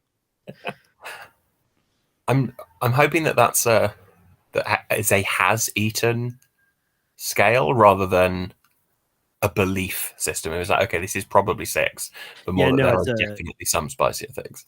Yeah, no, it's nothing, next to like a the jelly that they make in the Palace of the Tigers. Yeah. Oh God, wow. Yeah. It's been years since I tried one of those. I'm going to read straight from the module for a few points at this bit, because I think one of the so I've been a fan of Evie's work, God, since Google Plus days, back in the day, and her turns of phrases are incredible, as well as the concepts. So in order to describe this room, I'm going to read a few of the rhetorical questions that are dotted about in this description. So that shit smell, is it coming from over there, like to the left and like halfway in, like some huge hole in the floor? Is it?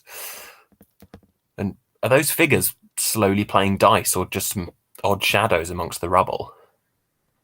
And is that a stairway heading like deeper within, like halfway back and to the right? That last one, to which has the response, totes. So within this room, again, it's like very, very badly lit. The sunlight is streaming through into the actual like doorway itself, but as soon as the threshold is passed, just everything is just this very, very bleak, like half light almost that you're sort of seeing. The lantern oil that Horatio dropped and shattered across the floor and would have ignited and gone up just didn't burn. It's not at a point where it's entirely uncomfortable, but you've probably got maybe an hour, maybe 90 minutes worth of like sunlight visible, because once the sun goes down, you genuinely don't think you'll be able to see anything in here. And that might be fine. Like, it depends how much you want to like run around a weird place in the absolute darkness. But if Horatio burps a little bit, does that look like a flashlight? having just eaten a sunstroke daemon?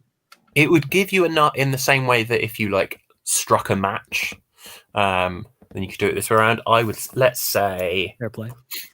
tell you what, roll me 1d6. 5. Cool. So you can do that 5 times. Love it. You can just kind of like do the, and then it will kind of give you that like spark of something that would enable you maybe about a second or so on to actually see in a bit more detail. Yeah,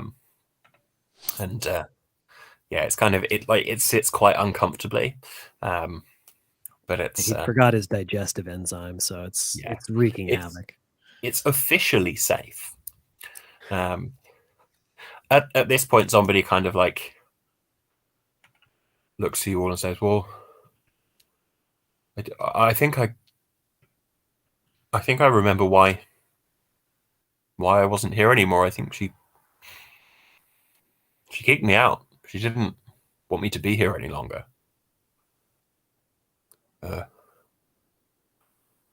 Why is that? I was very, very young. I don't really remember. Although I haven't changed since I was born. I came out this way. Like I've always been this height. Yeah, I get it then. Yes. I'm not really sure. But it made me very sad, and I've come to terms with that now. I think I've gotten over that somehow. And I think I should tell her. I think she needs to know.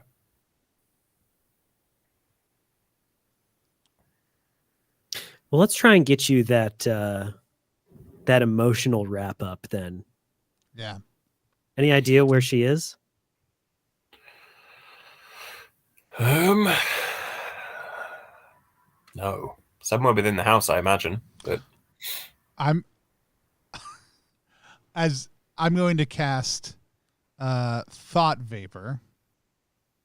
I'm going to try to cast Thought Vapor. Which means I'm going to spend the stamina. I'm trying to look for my character sheet. By the way, anybody who ever plays Troika, anybody, do yourself a favor. Download Aaron King's Character Keeper because it's a PDF. It's digitally fillable, but it also has all the rules except for the damage charts where you need them for when you need them. So you never have to think, how do I play this game? You just do it. That's extremely good. I'm going to spend the stamina. I'm going to make a roll to try to roll under the spell, correct? To see if it happens correctly. Okay, that's what I and don't roll a double 6. And don't roll a double 6 or do roll a double 6. That's good. That's good. My skill is so very low. I cast Thought Vapor. What does Thought Vapor do, you might be wondering? The wizard can cause their nose to exist in multiple alternative realities, travel through various spheres, and enable the olfactory sensation of thought. Emotions, attitudes, and underlying feelings can be smelled. No words or images are formed, just impressions. Any strong odor will cause this spell to fail. I'm sniffing specifically, like I know the sadness of this gentleman's past. I'm sniffing for the complementary emotional notes of that spell, and I'm looking for a maternal hint, not a strong one, but kind of a discontented maternal. I'm thinking about the disappointment my mother has in me, and I'm smelling for that additional note. Just kind of like just aiming to and like finding that as a thing. Yeah. As we see 1,000 noses resonate across the spheres, and they all just inhale back into my nose. It's like you take a hit off that dragon shame, like it's smelling salts. Like it's because tell you that thing, like for many people who weren't quite so attuned to all of the different natures of like how emotions can like be experienced. Just like the weird, like low level, almost it's not even fungal. It's just this strange sense of all of this smell within this place would be massively overwhelming. But to a gourmand functionally such as yourself, it's easy to kind of like to pinpoint precisely where it is. And again, you do feel a few things. You feel this sense of regret, and almost like inevitability alongside this like maternal aspect, which appears to be up the stairs. We go up the stairs. I agree. So the stairs themselves go to a point where they're very, very, very narrow. They sort of like spiral and like twist on up in and up themselves, almost to the point where it's very difficult for yourselves to directly get through. Lombardy is having to like full on go like side on, and as he sort of like clambers up the stairs here at this point. And as this thing kind of like continues up, you can see there's a very narrow hallway that's sort of like continuing off in one direction, but then into a separate one, there's almost it's like you're having to sort of like descend then into a sort of urn. Again, it's like very wide and round, but the actual like neck of this thing is quite small as you sort of like descend down into it. And you can see within this like very, very dark space. It's nowhere like the stairs themselves kind of had a little bit of sunlight coming through. The hallway had a certain amount. You can see edges of things in here.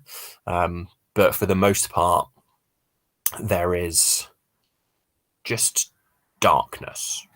And within the darkness, you can also see like just sort of like moving around, not excessively quickly, but just the fact that there's quite a large shape within the room itself is the Metegorgos.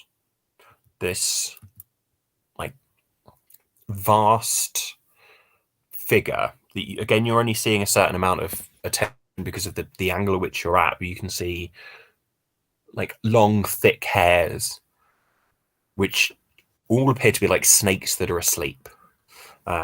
The skin itself is like really, really stretched. You can see her eyes are, although they're kind of like half focused here at this point here as well. You can see that they seem to be like directly quite like sunken at this point here. Her body is just it's like completely like littered with stretch marks. You can see just this like vast shape of her stomach as she sort of like sat there and like she shifts around ever so slightly and like scratches her hip, and you can see that she's holding something again that seems quite bright, in that it seems to be picking up a certain amount of light within this room, until you realize essentially it's almost just some like it's just an idol almost. It looks like it's a small statue or something, which she's just sat there holding it to her breast and just nursing this golden idol. What do you do? I'm going to pop up part of this picture from be art. careful. No, I've got it cropped. I've got it cropped appropriately to not get my channel banned. Yeah, Twitch isn't kind about this sort of stuff. Yeah, I'm like looking at it and double checking to make sure there's no secret things I need to be worried about. I'm going to show you guys the top half of this picture of the Metagorgus. The other half, by which I mean you're seeing basically her hair and her fist in the corner down here, and the rest of this. It's gorgeous art. You should see the rest of it. It's amazing. That one's on the Kickstarter. You can look at it for free. You can look at it for free over at ttrpg.link /metegorgosKS. And so,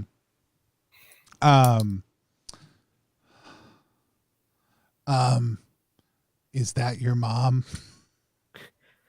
I look over, I'm like, it's a metaphor. It's her. If I'm honest, I didn't think I'd see her again. Yeah, I mean, look, as proud as I might be to be an emotional mugger, I'll be honest. My mom wasn't.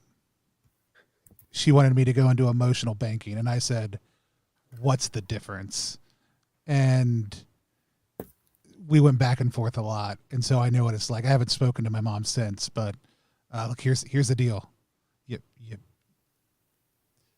If you talk to your mom, I'll talk to my mom.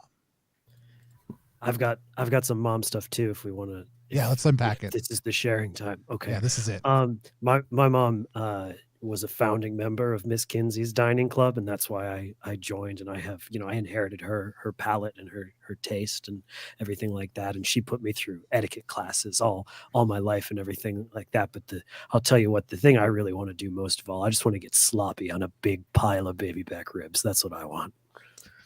I want to eat them with my hands, and I want the sauce. I want the sauce in all my crevices. I just want to bathe in the sauce, but that's not good etiquette. I'll tell you what, it's not good etiquette. Yeah. I got, there was a time I got lost in the sauce once. I swore I'd never do it again. Yeah. But I think it's something everyone should experience at least once in life. I agree. Well, maybe after this, maybe we can all go out for ribs. Sounds like a plan. You ready? And Lombardy's kind of stood there and it's like, ribs was the last meal that I had with my mother. And I look up to you. And you two are like two mothers anew. And I would have them again. And somebody at this point like looks at you and nods and swallows, although he doesn't really have saliva to swallow, and then walks forwards and just it almost looks like a small child, just sort of like grabs hold of like just essentially like a loop of fat on her back and just sort of like tugs it, and you can hear from her just a sort of just moves her arm sort of thing to like just try and like push him back, and focuses all her attention still just on this. It's a very beautiful looking idol. It's probably about maybe like the size of like two heads put together. And you can see here at this point, it's just like, it's pure gold. It's sort of got this, it's like the Venus of Willendorf style, like hyper, like hyper specific. This is clearly a fertility object if ever you've seen one. But she's just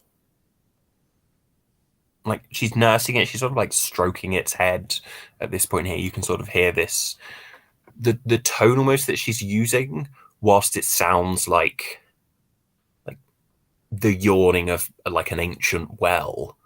Almost, it's very much got that same sort of vibe as when James has been like singing their lullabies to small things here, and it's just like,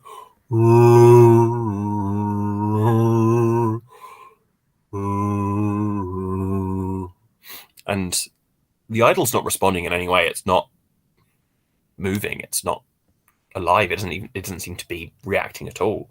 But she's very much treating it like just this small thing, and somebody just like grabs tightly on her back here at this point, and just like shoves on it a little bit more, and is like, "Mother, I've come to tell you something." And she like, her head just whips round and just like stares at him for a moment, and he needs to test his luck. So tell you what, why don't you each roll me 1d6? We'll add those numbers together.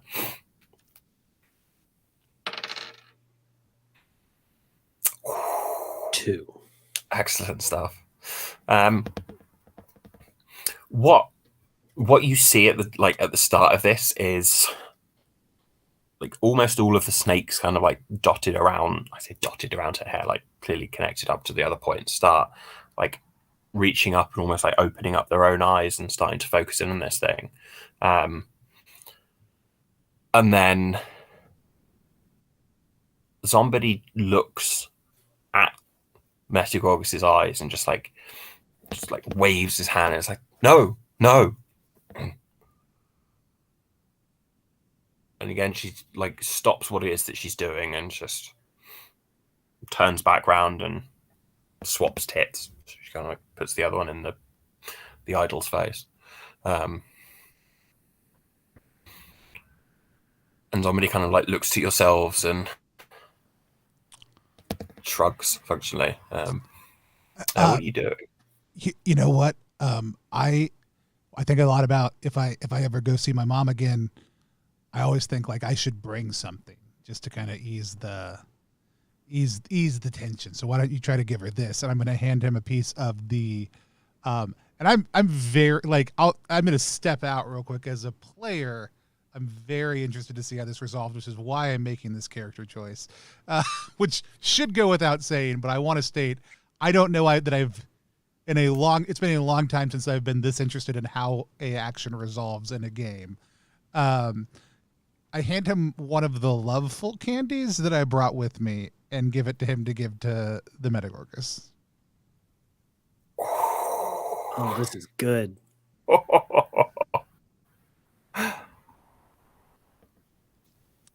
I want you to roll his luck then at this point, Tony, Okay. I think. I'm 100% down with that. Yeah. You're looking to get 6 and down. It's not looking good.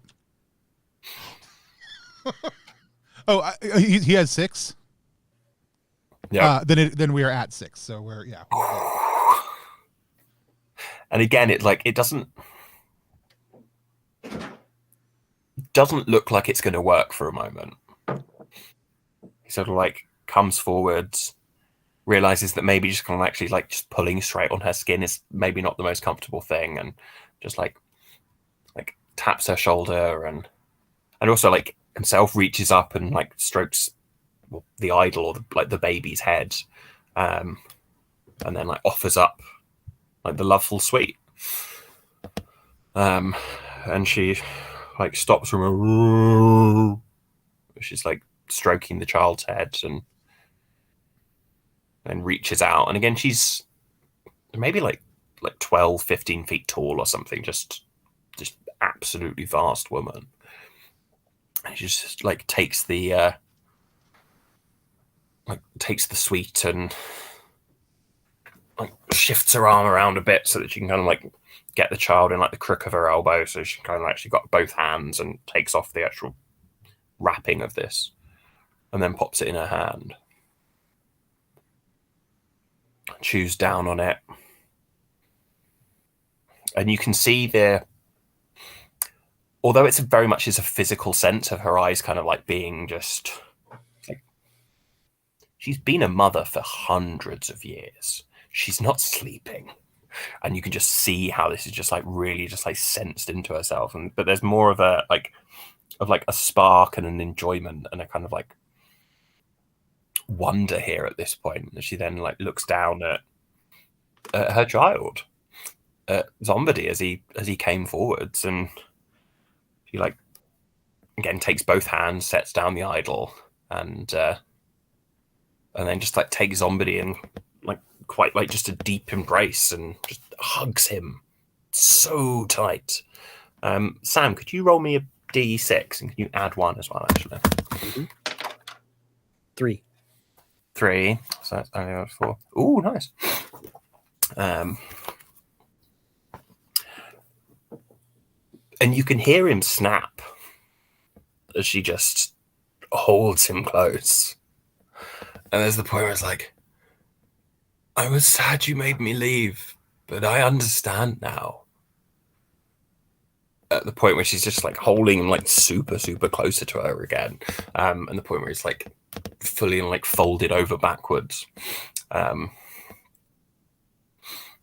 then she just like takes him like, strokes his hair, the little bits that's kind of like straggling down on one side, and then just like puts him back on the there's a kind of like table in front of her almost, and then again just like picks up the idol and sort of like rocks it and bounces it and puts it back to her chest. And you can see at this point like somebody just snapped, just sat there, but almost with this like comfortable, like pleasant look on his face here at this point here. And she kind of like goes back to nursing the idol.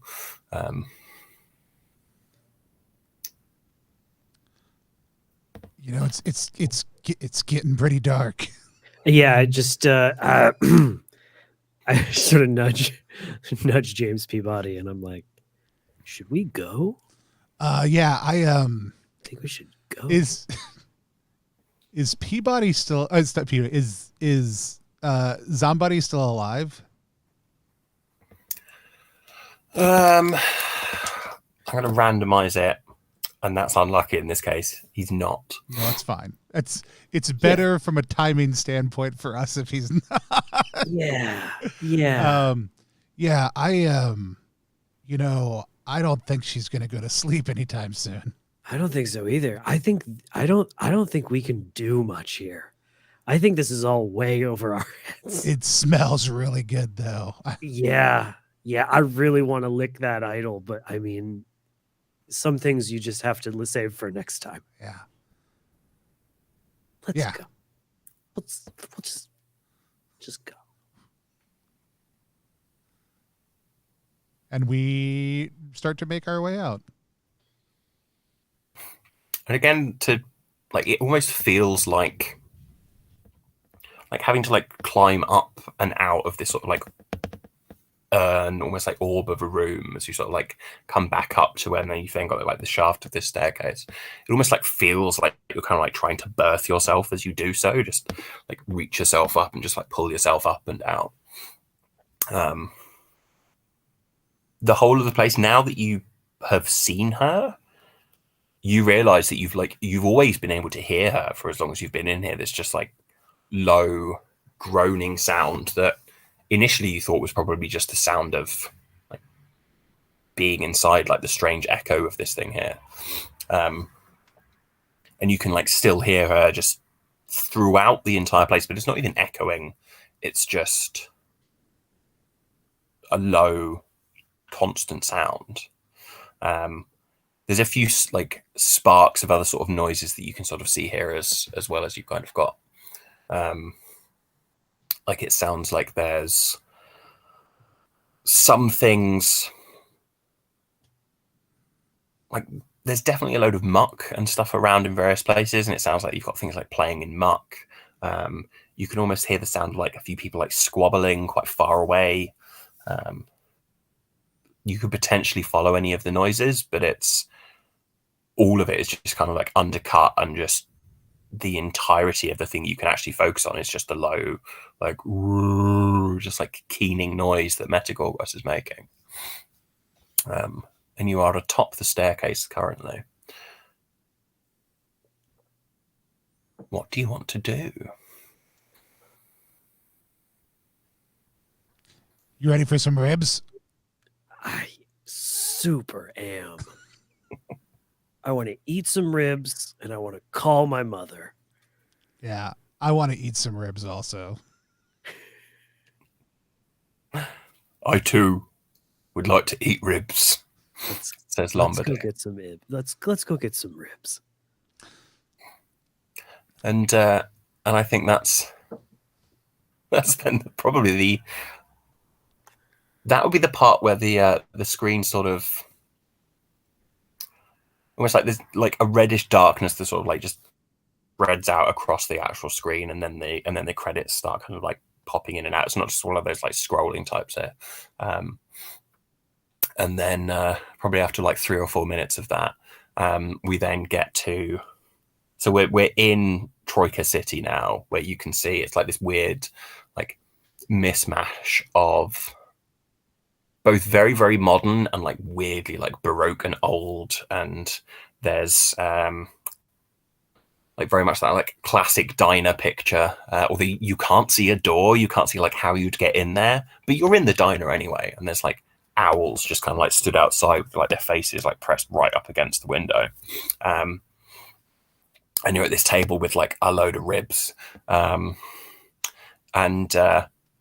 In that classic way where you almost like zoom in on a character as they're kind of like in the middle of this thing, and then like freeze frames, and you've got the space around it, and then it goes on like tiny little lines of text underneath saying, "Jeremy would go on to do this." What's the freeze frame like? And what do we see? Let us begin with James. What do we see of James Peabody as the camera kind of like freezes on, and then we get this little? Well, I think first of all, to keep things in the Eevee canon, the ribs we're eating are absolutely Paleozoic pal-sized ribs. These are giant dinosaur ribs, and no, not dinosaurs, but they are ribs, and they are Paleozoic. They're not dinosaurs. I have to interject for Eevee in that moment. That's true. Classic, they're not dinosaurs. They would not be the dinosaurs because they are not dinosaurs. I think like there's like the text is like, it's very kind of mundane. Like, but it reports that like it like kind of cutscene, so it's just like some mundane information like James Peabody deeply enjoyed giant ribs with his friends, never called his mother, but his song always sounded a little bit different. And then it flashes over to me in like the back alley behind very obviously the same rib place, like going shh and like hitting somebody over the head. But this time as I'm like tucking them in, there is the tone of the Metagorgos' song like is very evident in the lullaby that I'm singing. Then it just flashes back inward to that same person like walking behind us. Excellent stuff. What about Horatio? Horatio, it lists, let's see. Horatio went on to become a full member of Miss Kinsey's Dining Club. His notes about eating the Sunstroke Daemon got him the Golden Mandible Award. And he learned to lighten up a little bit about etiquette and not be such a sort of weird freak about it. Amazing. How sauce covered are you in this scene? So sloppy. It's a sloppy mess. He's a sloppy jalopy right now. Yeah. Fantastic. And for those of you in the room and in the crowd, that has been at least some of the ruinous palace even of the Metegorgos. So thank you very, very much for your attentions. We are going to do, thank you so much, Brennan. We're going to do our reaction roll, which is a live stream within a live stream. It's our chance to sit down, typically with the creator, but today with one of the artists and some good friends to talk about the game that we just played today. We were playing The Ruinous Palace of the Metagorgus, which is live right now over on Kickstarter. You can go to ttrpg.link/metegorgosKS to go check it out. It's right below my face. Also, you can see the full picture of that art that I could not show you on stream. Otherwise, it would be the last stream we did, and I've got to do another one in a little over an hour, so it wouldn't work. But go check it out. The art is gorgeous. We've got Sam Amella here, who is the artist for the book, and Sean, who just ran us through it. I had a blast.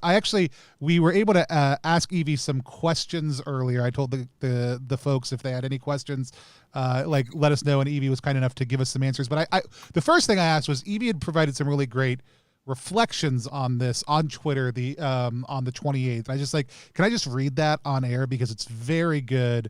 And she was like, absolutely. But it's just like a tweet thread of like 6 or 7 tweets. It's going to be a little long, but I'm going to say this kind of as Evie's presentation of what the book was about, since she couldn't join us. Swollen, ever pregnant with memory, Metagorgus waddles around the dark, wet ruination of her ancient home. Long forgotten, she has not been allowed to forget. Again and again, she births wretched reminders of her tragic past. If he says, so one of the biggest influences on this game was the birth of our son. It was, I was the one to catch him, unplanned for. I wasn't wearing gloves or scrubs. It was beautiful, sanguine, powerful, and spectacularly visceral. Cleaning blood out of my nails for days, visceral. My partner, Shariah's water broke like a shotgun blast all over a group of nurses, ... Funny. Or it would have been if they hadn't been busy ignoring the birth plan we'd set up with the hospital and OBGYN, if they hadn't proceeded to administer drugs against Char's expressed will. If they hadn't then given us the worst, most abusive advice for dealing with a newborn, if it hadn't been wall-to-wall medical abuse. So the moment that made us moms will forever be tainted with that all too common story of pregnancy removing bodily autonomy and doctors being cops. Metagorgus loves most of her monstrous children. Whatever comfort remains in the unending curse she in no way deserved comes from that love. So it will never not be mingled with the atrocities committed against her and her peoples. I want to claim, I just want to let everybody know, like we are a very male group here on stream. Like none of us have had or will ever have the experience, as far as I know, of being a mother. And so I want to name that very, very early on, and that's why it was very important to me to make sure we shared that piece. I think it is such a strong part of what goes into this. And it's labeled as a weird, sad RPG adventure for Troika. And when I asked if any of us had questions, Sean, you echoed one of mine, and I was able to ask Evie that question. And what was the question that you asked? So the big question, and especially considering the weight of the story that we've just told, and the fact that, like, so my edition of Troika looks all nice and whimsical like this on the front, despite the fact that it does also have like weird gore and other likely things anyway there. In general, it's known as quite a whimsical game. And so my question to Evie was, why Troika? Like, for a story that is so dark and bleak and truthful in that sense, why a game that most people are going to come to thinking, oh, we can be whatever, it's going to be hilarious and amazing? Like, why that clash? Yeah. So Evie's response was, because Troika lets horror breathe just enough, to be honest. Characters are just sturdy enough to fuck up without immediately dying, so you can bounce and try again. And the format of Troika handles whimsy well, difficult to do, but it ain't tied to it necessarily. Also, yeah, absolutely highlight, this was in response to me asking to share the whole thing. Absolutely highlight that story and the way that many pregnant folks are denied agency and the deep ass feels behind a cone of murder fish exploding out of a vagina. We sadly never got to that point. We did not.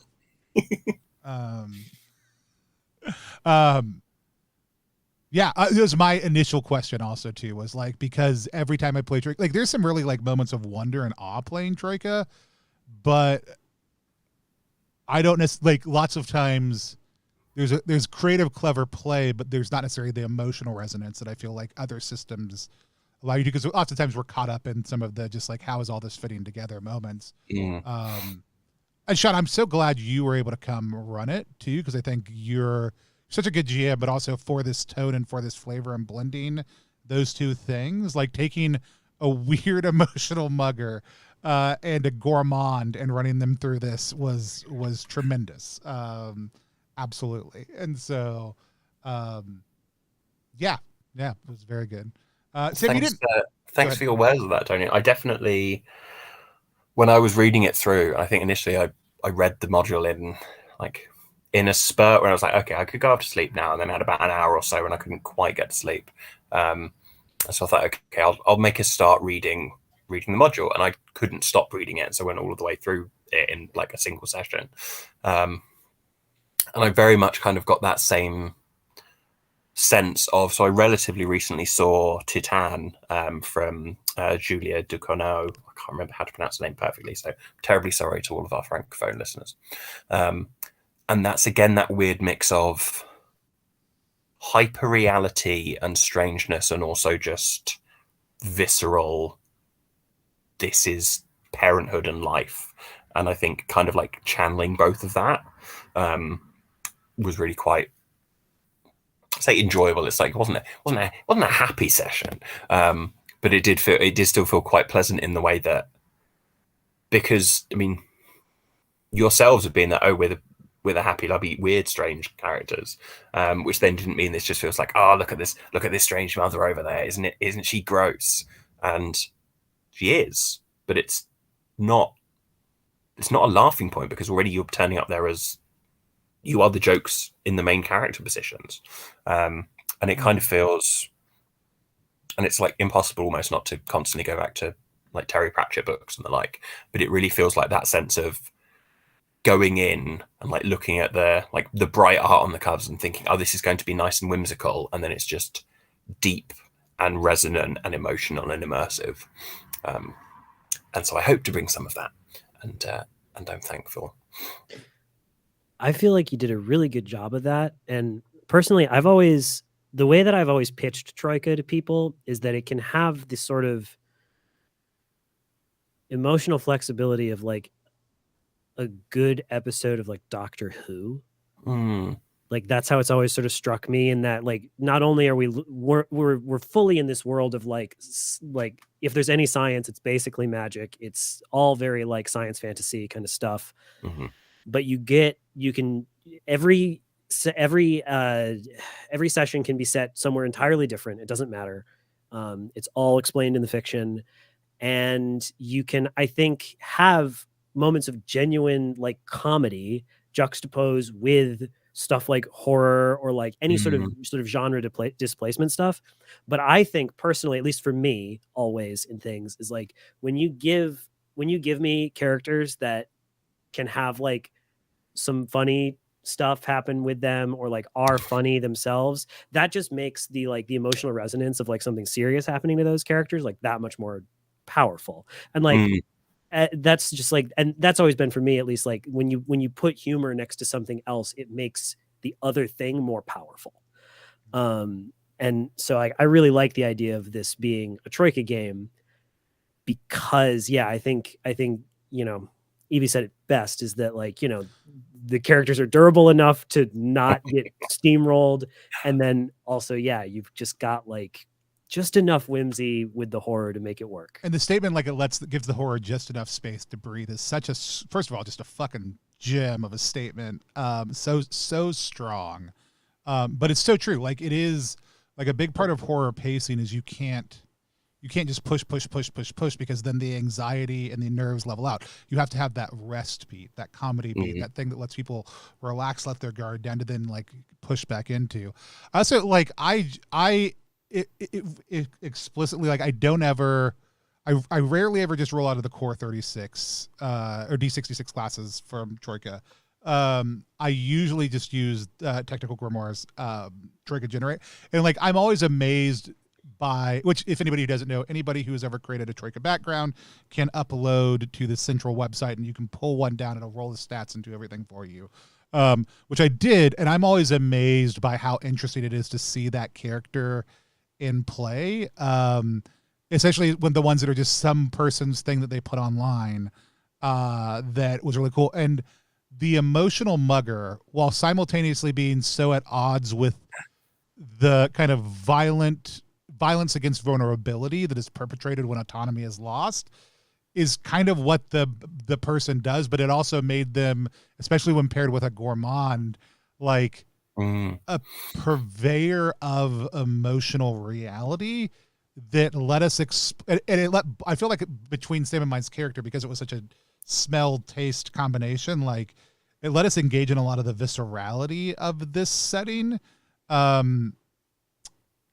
and explore emotional resonance in that same space in a very cool way. Like I actually loved the fact that was just like, again, part of the beauty of random stuff is when those things can start to emerge, and Troika does it tremendously well. But having that emotional sense concept built in was a very cool thing to have plopped down into the middle of this. And if we had run BX, which also has all the stats for your favorite retro clone, in the adventure, that would have been totally missing. We might have made those choices as players, but there wouldn't have been the implied reality to start making those choices. They would have been just things we decided to flex on.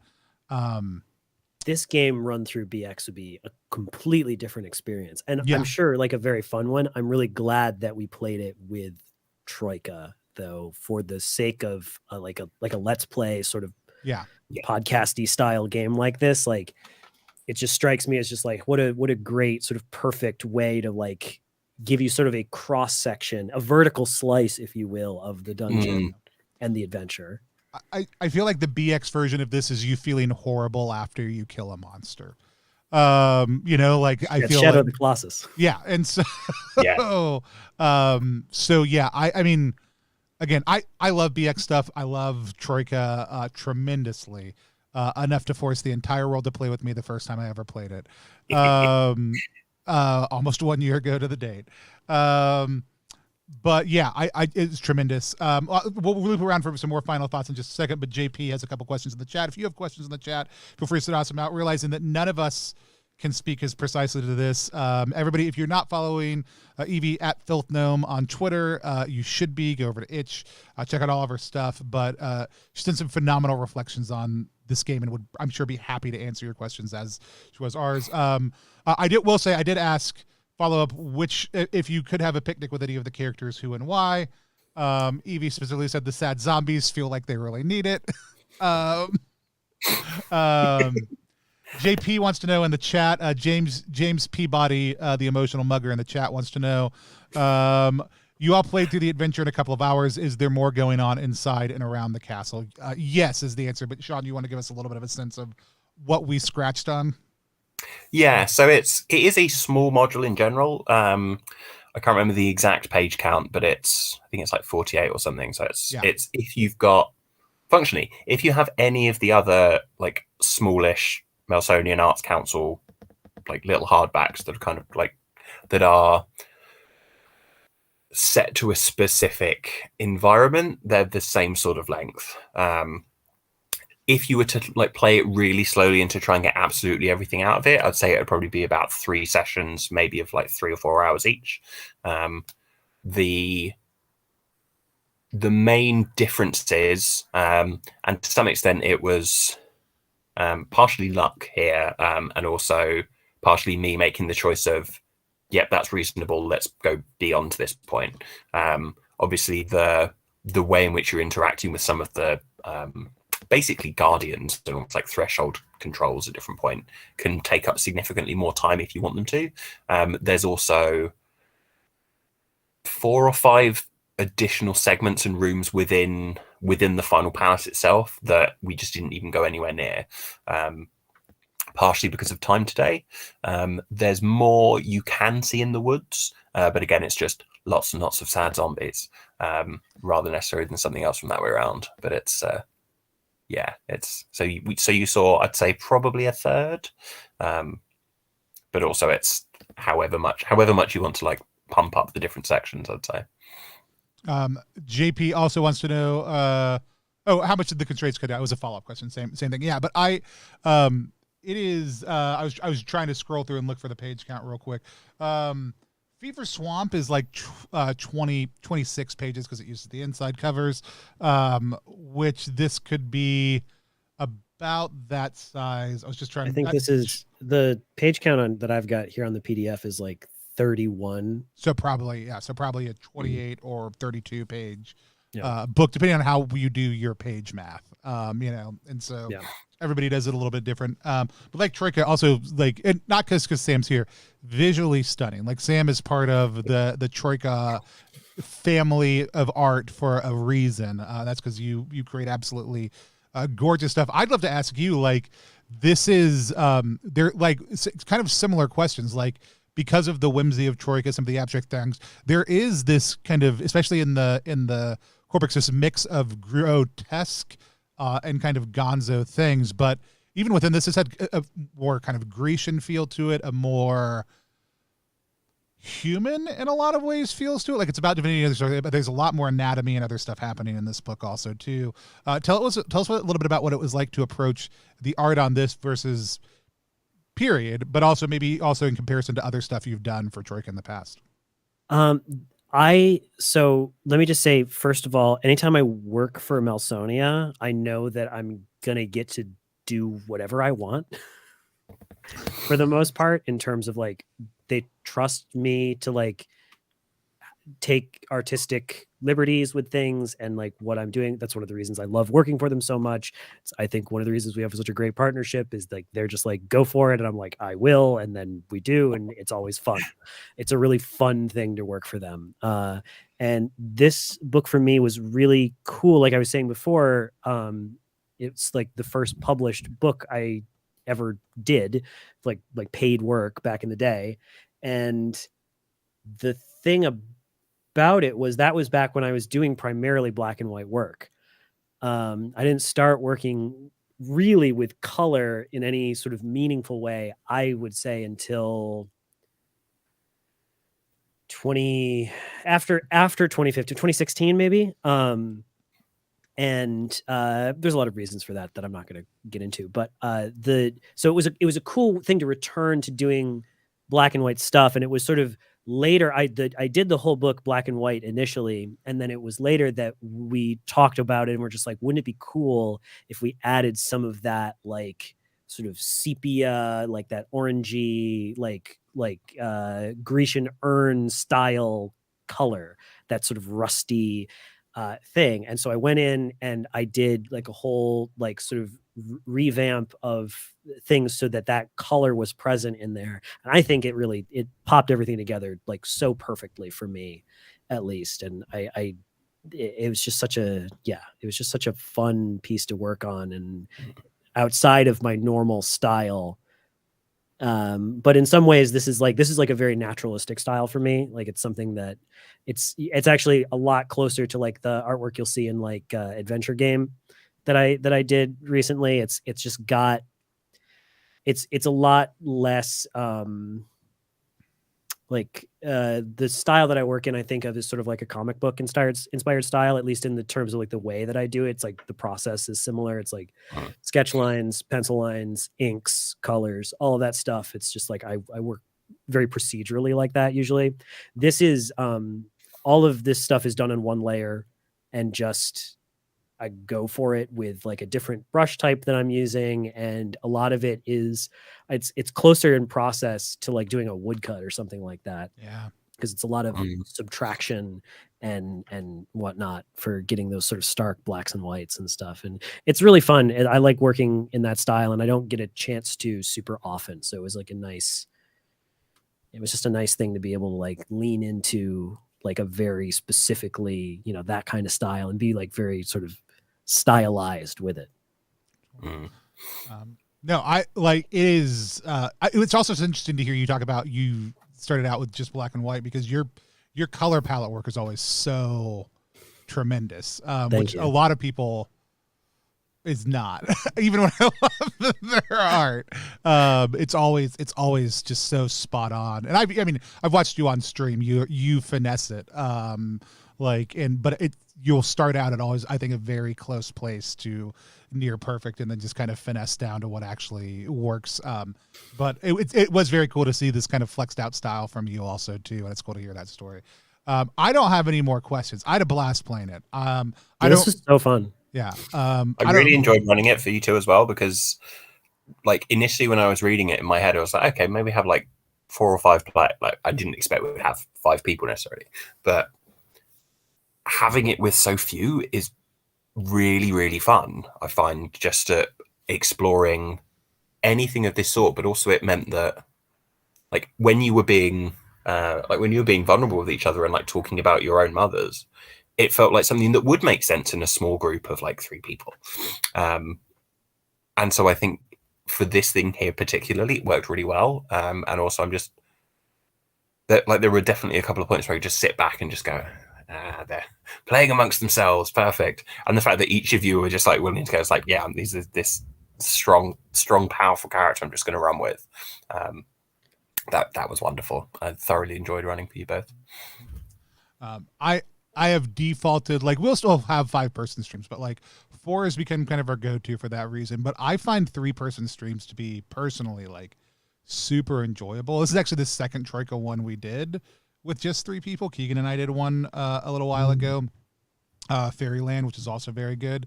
Also, I think we ended up trying to speak and sync at some point during that one also too, which I feel like it's a gag that emerges better with 2 people than it does with 3. The level of intimacy that it provides, even in an OSR game, allows you to, it gives you, even in a one shot, a little bit more time for character identity to actually emerge. And yeah, it does give you a little sense of, we're just passing the spotlight back and forth. And both of us can share it a whole lot more easily. That's really interesting. Also too.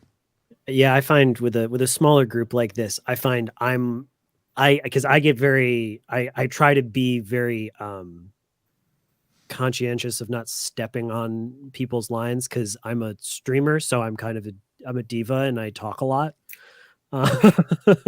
So it's important to me to not be that way in like a group of people. But when there's just a couple of people, it's like we can sort of pass the spotlight back and forth, and it can feel comfortable. And it's just like, I don't feel like I'm like, to do what I want to do with the character, I'm not stepping on anybody's toes, because I don't want to do that. But I also want, to see the character through to as much as, I can. Yeah. No. So around the game, like I said, is live right now. You go to ttrpg.link /metegorgosKS. Also, if you just Google Metagorgus, like, it's going to come up. Like good SEO. Not a lot of things called this. So it's an absolutely tremendous adventure. I'm looking forward, now that we've played it, to go back and reading through it. But I also just want to shout out, like, Melsonian's always been really good to us. We ran Troika Fest last year with them. It's been a really rough year for them, with some shipping containers getting lost in the middle of the ocean, some other stuff like that. So if you are able to go support this project, not only are you supporting 2 phenomenal creators, well, more than 2 phenomenal creators, but a phenomenal artist, a phenomenal writer, a phenomenal editing team, phenomenal layout people. Like, all the people on this team are like some of my favorite people to see names attached to projects. But Melsonian Arts really does tremendous stuff for the RPG community, and has created a space where they're very generous with letting other people create stuff around their game, and has a huge community that, if you have never dived into, you should. But they've really done a lot of work to help foster that. So if you're able to support them, it's absolutely tremendous thing. Not everybody's doing stuff on Kickstarter right now. Good news is the project has funded, so you'll be able to pick it up after the fact. They are still working on a couple cool stretch goals that I would love to see happen also too. So please go do that. When the game releases, we will have some giveaways of stuff around that time also too. But don't wait to potentially win this a year from now. Go back it or support it today. Until next time, we don't have a good way that we end these streams. So Sean, before we wave goodbye to everybody, why don't you tell people where they can find you again? So yes, so my name is Sean F. Smith. If you search that, you will find me. Sometimes I have a various number of underscores between my names, so there might be, so like Sean _F _Smith, such as on Instagram, or on Twitter. There's no underscores at all. So yeah, have a look, and then you can go there and you can buy my games and things. So I feel happy. Awesome. I mean, I feel happy anyway. But do it. Buy things. Sam, where can people find you at?